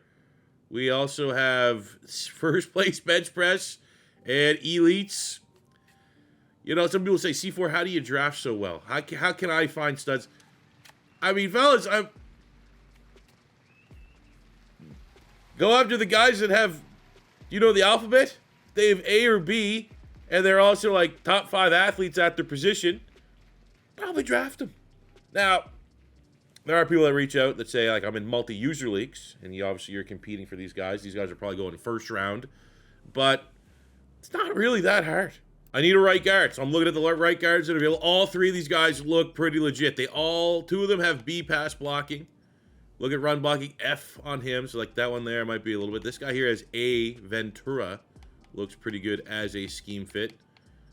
But I'll tell you right now, I bet you if one of these guys has a good bench press, he's going to be pretty good. So J.J. Wells, there's our guy. First in bench press. That's why I drafted him. He's 19 in true value with a dev trade. Do want to check the UDFAs now. I mean, I always check it. This is what you prompt with as soon as you finish the draft anyways. But those 2 tackles that we saw last, insane. I put that on X. It's just like, people that haven't played the game are like, this is a normal occurrence. Like, I've done probably about 12 full season draft process, full year completion. I ain't never seen that. I've seen a couple, you might get the 70 running back, 70 plus wide receiver. Never seen that. Did not repeat. So let's look at our draft recap before we return to Carson Schwesinger. We get Sikowski, 76, trust our scouting, that he was a legit round 1. We get Tony Williams, 77 rated. Again, I'm going to try to show my process as much as I can, because no longer we can just act oblivious to the dev trait tell that is on these player scouting cards. You got to go back to OG. Again, I think Sikowski we had him scout at round 1. Williams clearly was good. Letter grades, athletic testing. Rivera, letter grades, athletic testing. Greer, letter grades, athletic testing. J.J. Wells, 76 rated guard. Purely on the fact, 41 reps on the bench press. That's OG scouting tip. High bench press on linemen. So, I don't know, man. If you're watching these videos, you're picking up a tip or 2 ahead of your own franchise modes here in Madden 27. Hit that like button. Subscribe if it's your first time. Stop and buy all that cheesy stuff. But now I want to see. I'm glad I have to answer this. I was going to kind of hope that I could just ignore Schwesinger through his trade and just get into the year and have an unhappy player for the 5th and final year of the rebuild. We have offers coming in for the 94 rated, and it's a 94 X Factor running back that's actually a pretty good value, a 94 pass rusher, Nick Bosa, Rashee Rice. I'm going to be honest, though. Now, you know what? I'm going to leave this in the video to the point of, if this happens, should this be the RNG that we have to accept? You know what I'm saying? Like, my play right now, I'm for this video, I'm going to decline it because I don't need any of those other positions. But if this is something that is potentially going to be very common in our Madden 27 rebuilds, should we, the same way I have a house rule to kind of combat some of the cheesy XP so my team's not 97 overall in every rebuild, where I upgrade the players to make sure their scheme fits first, if we have a player that demands a trade, should that be part of the challenge of I have to trade every player that demands a trade? Because, I mean, I absolutely could, and then we could just, I'd probably, in this scenario, just go like Rashee Rice or something. Like, I would definitely get something very good in return. Let me know what you think about that. I don't know. I don't have truth. I think I'm on either side, where it's just like, context is important. Like, for year 5, I need Schwesinger more than any of those trades. I'll deal with the unhappy player. There's also a side of, like, here's the extra challenge. This is going to make it more difficult for you to win Super Bowls in these 5-year rebuilds. I see both arguments. Would love your guys' feedback. We start a week number. It's not going away. They just keep offering. Now we have Travis Hunter, Malachi Lawrence, Marvin Harrison Jr. We got Dylan Bishop on the offensive line. Way more people are trying to enter the sweepstakes for Carson Schwesinger. But again, I'm going to have to politely decline any and all trade offers as it stands.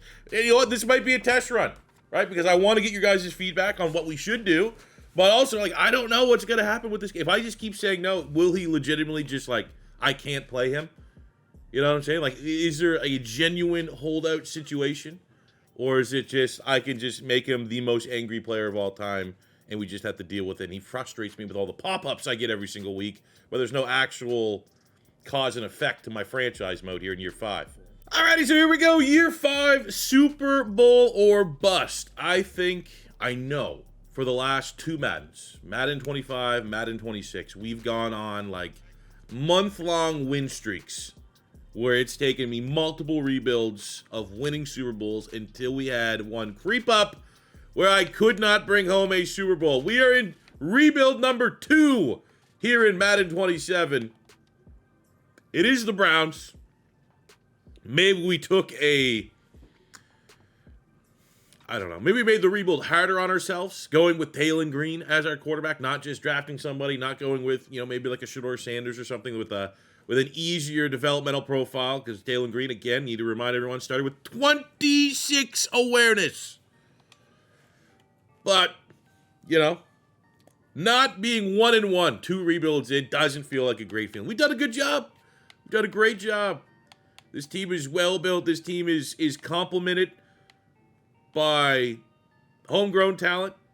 It's complemented by making trades, bringing in Odunza was a huge decision, and it absolutely paid off. He's been incredible since he's been here. We've developed players. We've signed players in free, like all phases that you can build and develop a Super Bowl winning team. I feel like we've ticked off a lot of boxes. We've had projects like Taylen Green who have put it all together. On the defensive side of the ball, I've drafted superstar X Factors out the gate. We traded multiple picks to get players that maybe weren't the best available picks. We found ways to get creative with the secondary. This is a Super Bowl winning team. This is a Super Bowl caliber team. I like our sim numbers for whatever the hell that's worth in Madden 27. You know what I'm saying? Like we're playing well. It's a scheme that I think can get hot and go win a Super Bowl. We just have nothing else left to do but to do it here in year 5. I'm telling you right now, some of the score lines I've seen in sim are absurd. Look at this. And this is not the first time I've seen 50 bombs. Multiple 50-50 shootouts in sim. It does feel like scoring has been cranked up a little bit. Look at that. 200 yards for Jamar Chase. Almost 200 yards for Judkins. 233 from Concepcion. 173 for Odunza. Barely, like not a lick of defense being played. I like our X Factor D tackle there, getting a sack and a half. But I don't know. It's another opinion piece. If you would you rather sim stats be on the higher side or on the lower side? If the perfect balance in the middle where it wants to be can't be achieved, I'm on the side. I'd rather it be funner. It's a video game. Give me higher scores. So as we go through the year, we're playing really, really well. 6-1. The Steelers are actually 6-0. This is a huge matchup here in Week 8. But Schwesinger, I've declined. We're in a testing phase. One thing I don't want to test, however, and I'll tell you right now in advance, if you just skip things that you can read when you want to delegate. If you just want to click right here, trade deadline, I don't plan on trading anyone, so I'm gonna hit X and they won't trade anyone. But like when you have any scenario that happens in your weekly hub, you can't ignore it. If you ignore it, you can't. I'll just put it this way: if you ignore it, you're pretty much putting your decisions in the cruise control, automated hands of the sim. Weird things can happen. So I don't want to not just keep simming and like not decide what I want to do for Schwesinger, because I could just knowing what I know in this game, there's a chance that maybe he would just end up getting traded. The sim would force the trade. They would pick one of these trade offers, getting pretty good trade offers if I really want to make it. But again, none of these guys. Like, the only way I would trade Schwesinger is if I can get another linebacker. I need a linebacker. I don't need any of these other players at any of these positions. But I'm just declining it every single week. There's yet to be a different scenario that popped up for like an outright holdout, and we're almost at the trade deadline here. So that's just an update there. I'm too scared to just not answer in sim pass in the event that maybe the CPU would just find the best trade for Schwesinger without my, my opinion on the matter. I don't want that to happen. Damn, I thought about hopping in on this one, but I was like, we're gonna get a pretty intense playoff run here. But the Steelers have themselves a quarterback. They did not go with Drew Aller the way we did with our Steelers rebuild. Go check that out if you haven't seen it. Oh, yeah, we didn't play too bad. It was a high-scoring game. It's their defense. It does feel like on any given week, I don't know what we're going to get out of our defense, but, I mean, that's not bad. 2.5 sacks, Max Hilliard. 2 sacks, 2 TFLs from Jared Verse. We did have a pick by McNeil Warren. It was a shootout, and we lose in overtime to Pittsburgh. It's close. I'd like to run this one back in the playoffs. So feel good with the team. Look at that. Number 2 offense, number 1 passing offense, top 10 rushing offense, top 10 rushing defense. The points and pass yards, however, does not inspire great confidence. This game's too good. There's a legitimate argument that the Browns and the Steelers are the two best teams in the league. Let's hop in. See if we can help them. Avenge it. Split the series. Like right now, it's Taylen Green and their quarterback are 1 and 2 in passing touchdowns and yards. So, there's a shot. This is, we got another one. Another meeting in store. We get a Grant Delpit interception off that. Can't capitalize. Pittsburgh scores first with a field goal. And we are in a 10-point hole, but we score very nicely there. This reminds me a little bit of like when we've done some college football rebuilds. I've played like Ohio State 3 times in 1 year. Kind of feels like, this may be a preview of the AFC Championship game.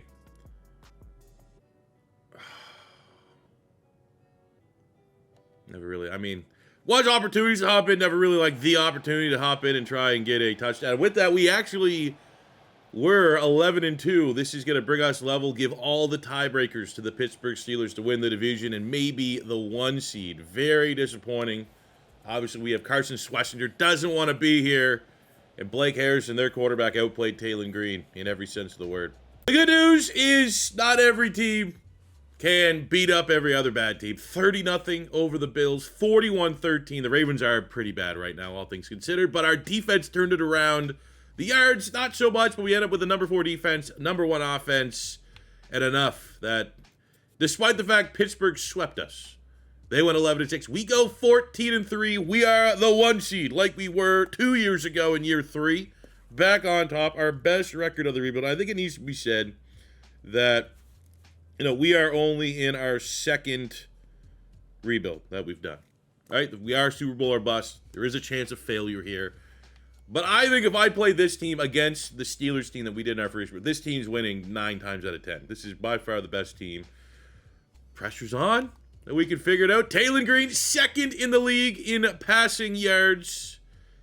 Maybe 1st in touchdowns. We have Concepcion, 2nd in receptions, just behind the juggernaut that is Jamar Chase, which is always a hot button issue. Should Jamar Chase be putting up video game numbers? And it's kind of like, well, if there's a guy that could, it should be him.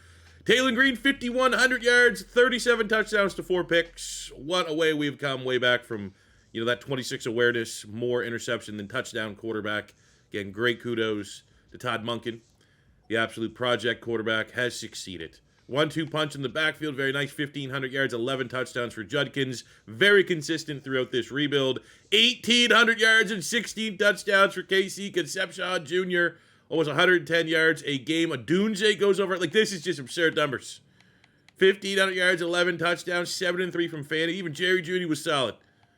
But I think that Rome Odunza trade, chef's kiss, was exactly what we needed to do to really kind of push this offense into the upper echelon where it probably needs to be for us to go on and try and win a Super Bowl. Schwesinger, despite him being living in Cleveland, 141 tackles, 14 TFLs, 4.5 sacks. He was awesome. Look at the sacks! 14 sacks, Hilliard, 13 Bullet, 11.5 Jared Verse, 10.5 from Mason Graham. These guys are peaking at the right time. Interception numbers, even then, your INTs, those might be the most total picks we've had in a single season. Shout out Maxwell Hairston. Kind of annoyed that we couldn't get Pat Surtain. Went to our 2nd option in Hairston, and he balled out his mind. Now, where he went to the Cowboys, just out of curiosity, did Pat Surtain have... You know what, though? Pat Surtain cost twice the amount. And he had 5 picks, 7 PBUs. And for half the price, we got 4 picks and 3 PBUs. I'm taking that every day of the week. Year 5, Taylen Green, the former league MVP, goes top 3. But Todd Monken gets his 3rd straight Coach of the Year award. Yeah, we get like our first actual award winner. Outside of Taylen Green winning MVP. Here we go, quarterback of the year in year 5. But it has been like brutal. The lack of hardware, individual hardware our team's brought in. But it's not the end goal of the rebuild. This isn't a rebuild of how many awards we can win with players on the Browns. It's to win a Super Bowl. Breaking records this whole time for Cleveland Browns. Taylen Green has the single-season rookie passing yards record. We're also able to set Concepcion on the rookie single-season reception record.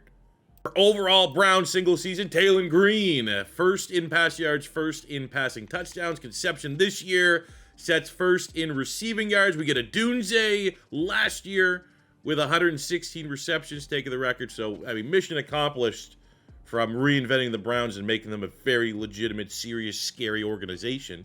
No, we're no longer the laughing stock. We're pretty scary. Looking at the career stats of what our players were able to accomplish in their careers, including this rebuild, 22,000 yards passing from Taylen Green, 160 touchdowns to 58 picks. The ultimate project quarterback.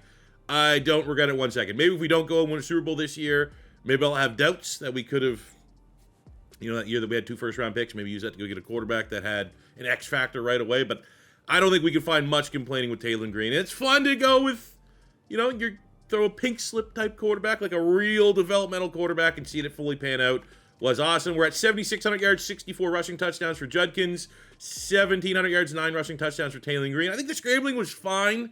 I would like to think maybe a Todd Monken offense could evolve to get a little bit more of that of Lamar Jackson going in to utilize Taylen Green's skill set, that awesome play fake. I'm going to try to hit that at some point during this playoff run. At our disposal seems like a cheat code call, but run game was good. Judkins was incredibly consistent. We got 9,100 yards, 54 touchdowns for Jerry Jeudy, 7,200 yards, 57 touchdowns for odunza, 6,300 yards, 57 touchdowns for Concepcion, 4,600 yards, 29 touchdowns for Harold Fannin Jr., Denzel Boston. I never really had much of an opportunity. But you know what? He did not pop up any scenarios that he wanted to get traded or he was upset with his depth chart spot. So kudos to Denzel Boston for being a team player. Defensively, we got almost 900 tackles for Schwesinger, over 800 for Grant Delpit. On the sacks front, 64 sacks from Jared Verse on 88 TFLs. We'll finish on him. 39 sacks, Max Hilliard. 37 for Mason Graham. 32.5 for the X Factor, Ramon Bullitt.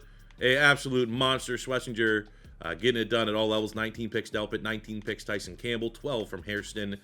But, the big elephant in the room is, did Jared Verse succeed Myles Garrett? I'm going to say no. But he was fine. He was fine, and he's had some good years. More years than not, he was double-digit sacks. So I'm not going to complain too much. So our playoff journey starts in the division round at home against the Houston Texans, who have, despite how crazy our team is, they have a 92 rated defense. They have the number 3 defense. It's going to be maybe a low-scoring game. I'd like to think that our offense could be the great difference maker that, assuming both our defenses play well, our offense is just considerably better. We find a way to, maybe kick more field goals if we can't find a way to get into the end zone on this team. But it's a tough aside, but defense wins championships. If this was last year, we're taking the trends of the sim from Madden 26. Usually the better defense would win. I don't want an L. This can't be an L. This team's too good to be a L rebuild with no Super Bowl win. Confidence is high at home. The Browns, we've won playoff games before. We went to the AFC Championship game before. We are going to find a way. But Houston scoring quick early. I don't love that. But our team, we're going to find a way to respond. Maxwell Hairston, our big free agent signing, gets an interception. We get a touchdown off that point. We get another pick by Carson. Schwesinger doesn't want to be here. But you know what? That's a guy that's motivated. He wants to win at all costs. And I think us being able to maybe provide him with a winning opportunity is going to be great. But this is going to be a very close game. Another pick. It's Schwesinger. What can he do? No!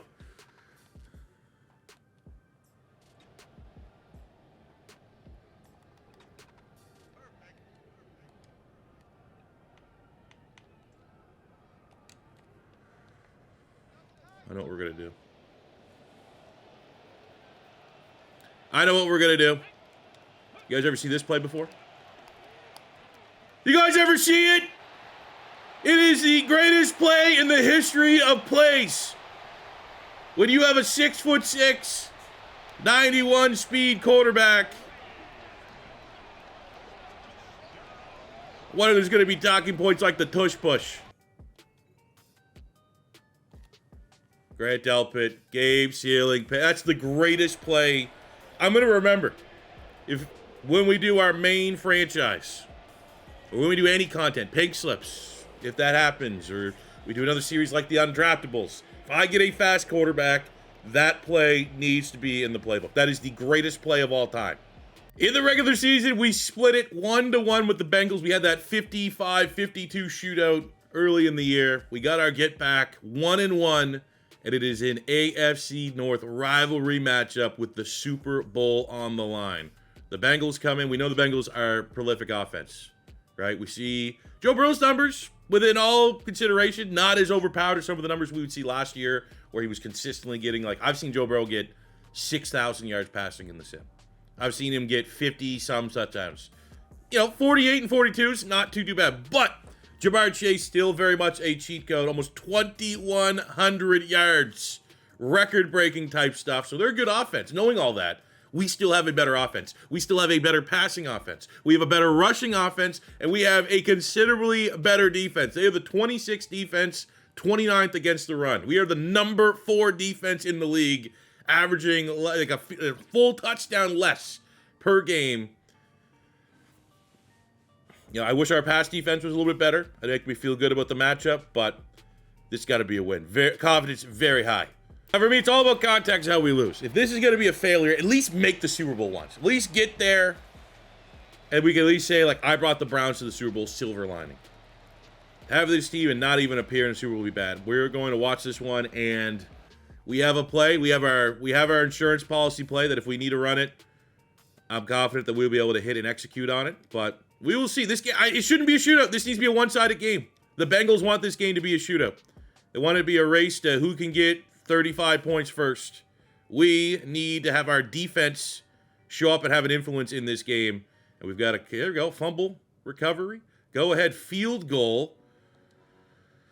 Come on, touchdown. There we go, up 9. Go to the fourth quarter, and it's an interception. Grant Delpit.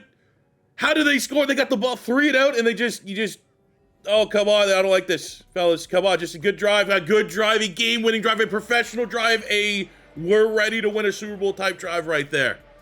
Defense buckled up when they needed to. We sent Joe Burrow and Ja'Marr Chase home. The true kings of the AFC North are the Cleveland Browns this year. That was a great drive. Would have loved to see a big touchdown drive there. Taylen Green got his touchdowns in this game. 4 touchdowns were good. What he did there was a game-winning drive. Now, that's pretty horrific. 3 picks, Joe Burrow. 4 picks for Taylen Green. 4 and 4, 3 and 3. Weird things just happen when these teams meet. Judkins was fine. There we go. Harold Fannin with 2 touchdowns. Defensively, we got what? Nick Rivers, Grant Delpit, Tyson Campbell with the picks. Who got them on their side? 2 for... they're just getting random guys at this point. Win's a win. Got to play a lot better if we have any chance of winning the Super Bowl. Ooh, let me change my hat here. All right, for this matchup, I am now Florida Gators fan C4. We are taking on the Philadelphia Eagles. I thought I had a super team. Little did I know the Eagles actually have a higher rated team than we do. What? What's Howie doing? Whoa. All right, you still got Jalen Hurts, 90 superstar. They just, we had to replace Saquon Barkley, so we're going to get a X-Factor running back to take over for there. We have Mekhi Lemon, 98, 97 for Devontae Smith. They got the speed of Xavier Worthy. Eli Stowers has developed nicely, and they got the 1-2 punch. Stowers, the receiver. Darnell Washington, the blocker. Offensive line, no Mailata. They got a new 89 left tackle. 91. No Kel. We got our Kelsey guy. Minical, 91. Pooney, 88 superstar. And at right tackle, Markel Bell has developed into a stud. Defensively, Nolan Smith's a 90X superstar, sorry. Michael Williams is 89. Jordan Davis is a 90. They did lose Jalen Carter. They got this Sam line. I mean, they got to fix that. I think that'll be something that will get past Sam linebacker. It's always existed, but it feels way more prevalent that you're getting like superstar and X Factor Sams. Jihad Campbell still great. 96 for Jihad Campbell. 92 X Factor for Zach Bond. 96 X Factor DeJean. 95 for Quinshon Mitchell. They still got Tariq Woolen, superstar. 91 for Drew Makuba. 87 for Jaquan Brisker. Their special teams suck. We got an advantage there. Well, I'll tell you what, the 2-1 seeds meeting up. This is they beat the Seahawks 34-18, beat the Cardinals in the championship 42-17. Wasn't even close. We had very close one-score games throughout. I will say, to get ahead of it, if we were going to lose our first Madden 27 rebuild, we go 5 years without winning a Super Bowl, I can accept losing to that Eagles team. That is an absurdly built team. That is a team that on paper is probably as strong as like any team I would have seen throughout the whole Madden 26 rebuild cycle. That team is literally, they're not bad at anything. What about the scheme? Number 1 offense against the number 2 offense. You know, we have a slightly better pass offense. They have a way better pass defense, which makes sense with Cooper DeJean and Quinshon Mitchell. This is going to be a banger. You know what, though? I'm gonna give myself... I can hop in one drive each half. Because it's early on, we don't have like a 6 to 7 Super Bowl winning rebuild streak. Turn the lights on! I feel like once in each half, I can hop in, interject. But I'm gonna come up with a hot take. I don't think I need to. I think I'm gonna come in because the score's so bad that I'm gonna just say that I played in this Super Bowl and we won a, get a touchdown. So we're instant score, looking like a high scoring game so far. I would love my team from a sim standpoint, just pure within the mechanics of Madden. My team is undeniably a Super Bowl champion. Well, I didn't have to use my hop in the first half. I'd like to not use it till the fourth quarter. We'll go right now. I think we know what play I'm going to run right away. First play, let's see if, it's 100% Cooper DeJean's going to sniff this one out, I think. Just to confirm, this might be the go. It's right on Cooper DeJean's side. There's no way. He's so high IQ. He is going to tackle Taylen Green right away. And look who it is. It's Cooper DeJean. Can we win at least a foot race? Well, we got a first down. We're going to play this drive. Touchdown, 2-point conversion. Try to tie it up.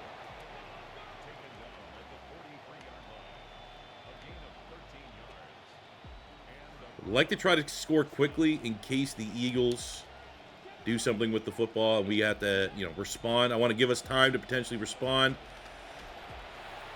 Pressure's getting there. Oh, my God, man. This Eagles team is nuts. I was a little bit worried. I was like, guys, I think we might have made this Browns team a little too overpowered. No team in the league is going to compare us. Maybe there'll be a couple 87, 88 rated teams. Not a team that's a higher rated than us. We literally have a super team, and Howie Roseman's up there in Philly being like, oh, you think that's cute? Look at this super team. Look at that grab. What a grab by Odunza. That's why you go and make the move. Again, quick. Let's try to score before 4 minutes is up. That ain't bad. Also, tackle to the ground. Ref, can we get... that might have been a little early. PI. 2nd and 10. Maybe we get this to Harold Fannin. Looks like a matchup. Lead him. We lead him just enough. That's a great ball by Taylen Green. And we score.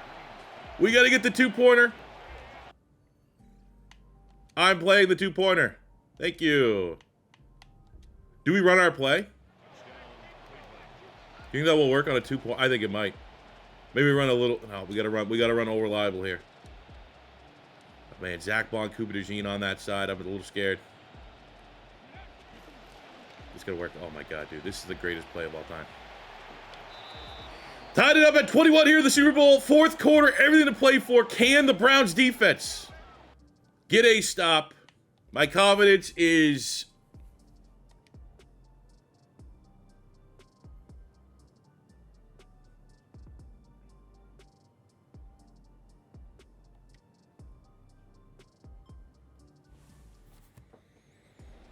very high.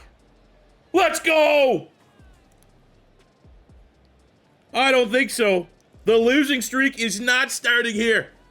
The Cleveland Browns in year 5 take down a team that might even be more well-built than what I've been able to do. And I've got X factors. Every draft pick I've made, for the most part, has been at least B tier minimum. A lot of A's, couple S tier picks. We did have the JOK situation. We did have Schwesinger demand a trade. And all he did was be disgruntled all the way to see the confetti fall. And it's brown and white. Cleveland Browns. Let's see if we can find... I think I know who I'm going to give the MVP to. It's the man who runs the most unstoppable play in Madden 27. But look, everyone. Rome Odunze stepped up. I think Judkins had a pretty good game. And the Cleveland Browns, 28. Philadelphia Eagles, 21. Our Super Bowl MVP in this matchup. A clean game from Taylen Green. We've seen him throw a lot of turnovers. This one here was a clean performance. 287 yards, 2 touchdowns, no picks. Judkins actually didn't have the best of the game. Had a fumble loss, kind of hurting the team. 116 yards for Jerry Jeudy. Love seeing him still be a big part of this, even though he fell his way down the depth chart there. Harold Fannin. That was a great pass. That was a great ball. Defensively, our pass rush was non-existent. We had no turnovers, so I don't think it's a hot take here to say unanimously our Super Bowl MVP is the former league MVP and project quarterback, Taylen Green. I thought for sure we were losing that game. I was already like getting ready for the excuses. Not today. Not today. So what I need from you guys, is there a team out there you think we would struggle? Give me a team that you think is going to end the Super Bowl streak. Let me know in the comment section below. But ladies and gentlemen, that is our Madden 27 Cleveland Browns rebuild. And very fun. I absolutely had a blast with this one. Obviously, slight spoiler, I had the Browns in my short list of teams that we're going to make our main franchise rebuild. Obviously doing them here now kind of eliminates them. But I got to do everything I would want to do if the Browns were our long-form type series. Because I would 100% go with Taylen Green as our developmental quarterback. He finishes the rebuild as a superstar X Factor, an MVP. 73 awareness from 26. Absurd player. Unicorn player. One of the best players. One of the best quarterbacks. I hope you get some inspiration from watching this reel, being like, you know what? C4 sold me on it. I'm going to go get Taylen Green. I'm going to trade for him. I'm going to be the Browns. And I thought about I was going to do Shedeur Sanders. Or I want to do an all-bad guy team with Deshaun Watson. No. Taylen Green is that dude. Defensively, was solid. Had a couple good wins. Had a couple interesting decisions along the way. But ultimately, a very fun rebuild. And I hope you guys did enjoy it. If it's your first time stopping by, don't be afraid to hit that subscribe button as we're working our way to 200,000 subscribers here on the channel. I'd love to hit it during this college football Madden 27 season. Hit the like button if you just want to try to help out the channel. Helps with the video discoverability and recommended videos so more people can see what kind of real cool content we have coming over here on the C4 channel. And let me know in the comment section below which team you want to see rebuilt next. I will go with the most requested. I don't have a single team right now that is next up in the queue. I've had a couple good suggestions, but I can truly be persuaded with a passionate enough post in the comments. But that'll do it for me today, guys. Have a good weekend. The plan will be Jack State Year 3 should be out tomorrow, and then we'll get right back into Madden on Monday. Will be the episode 1 of our main channel franchise mode. You're not going to want to miss it. And until that time, it's your boy C4 saying peace out, love ya. Have a good one.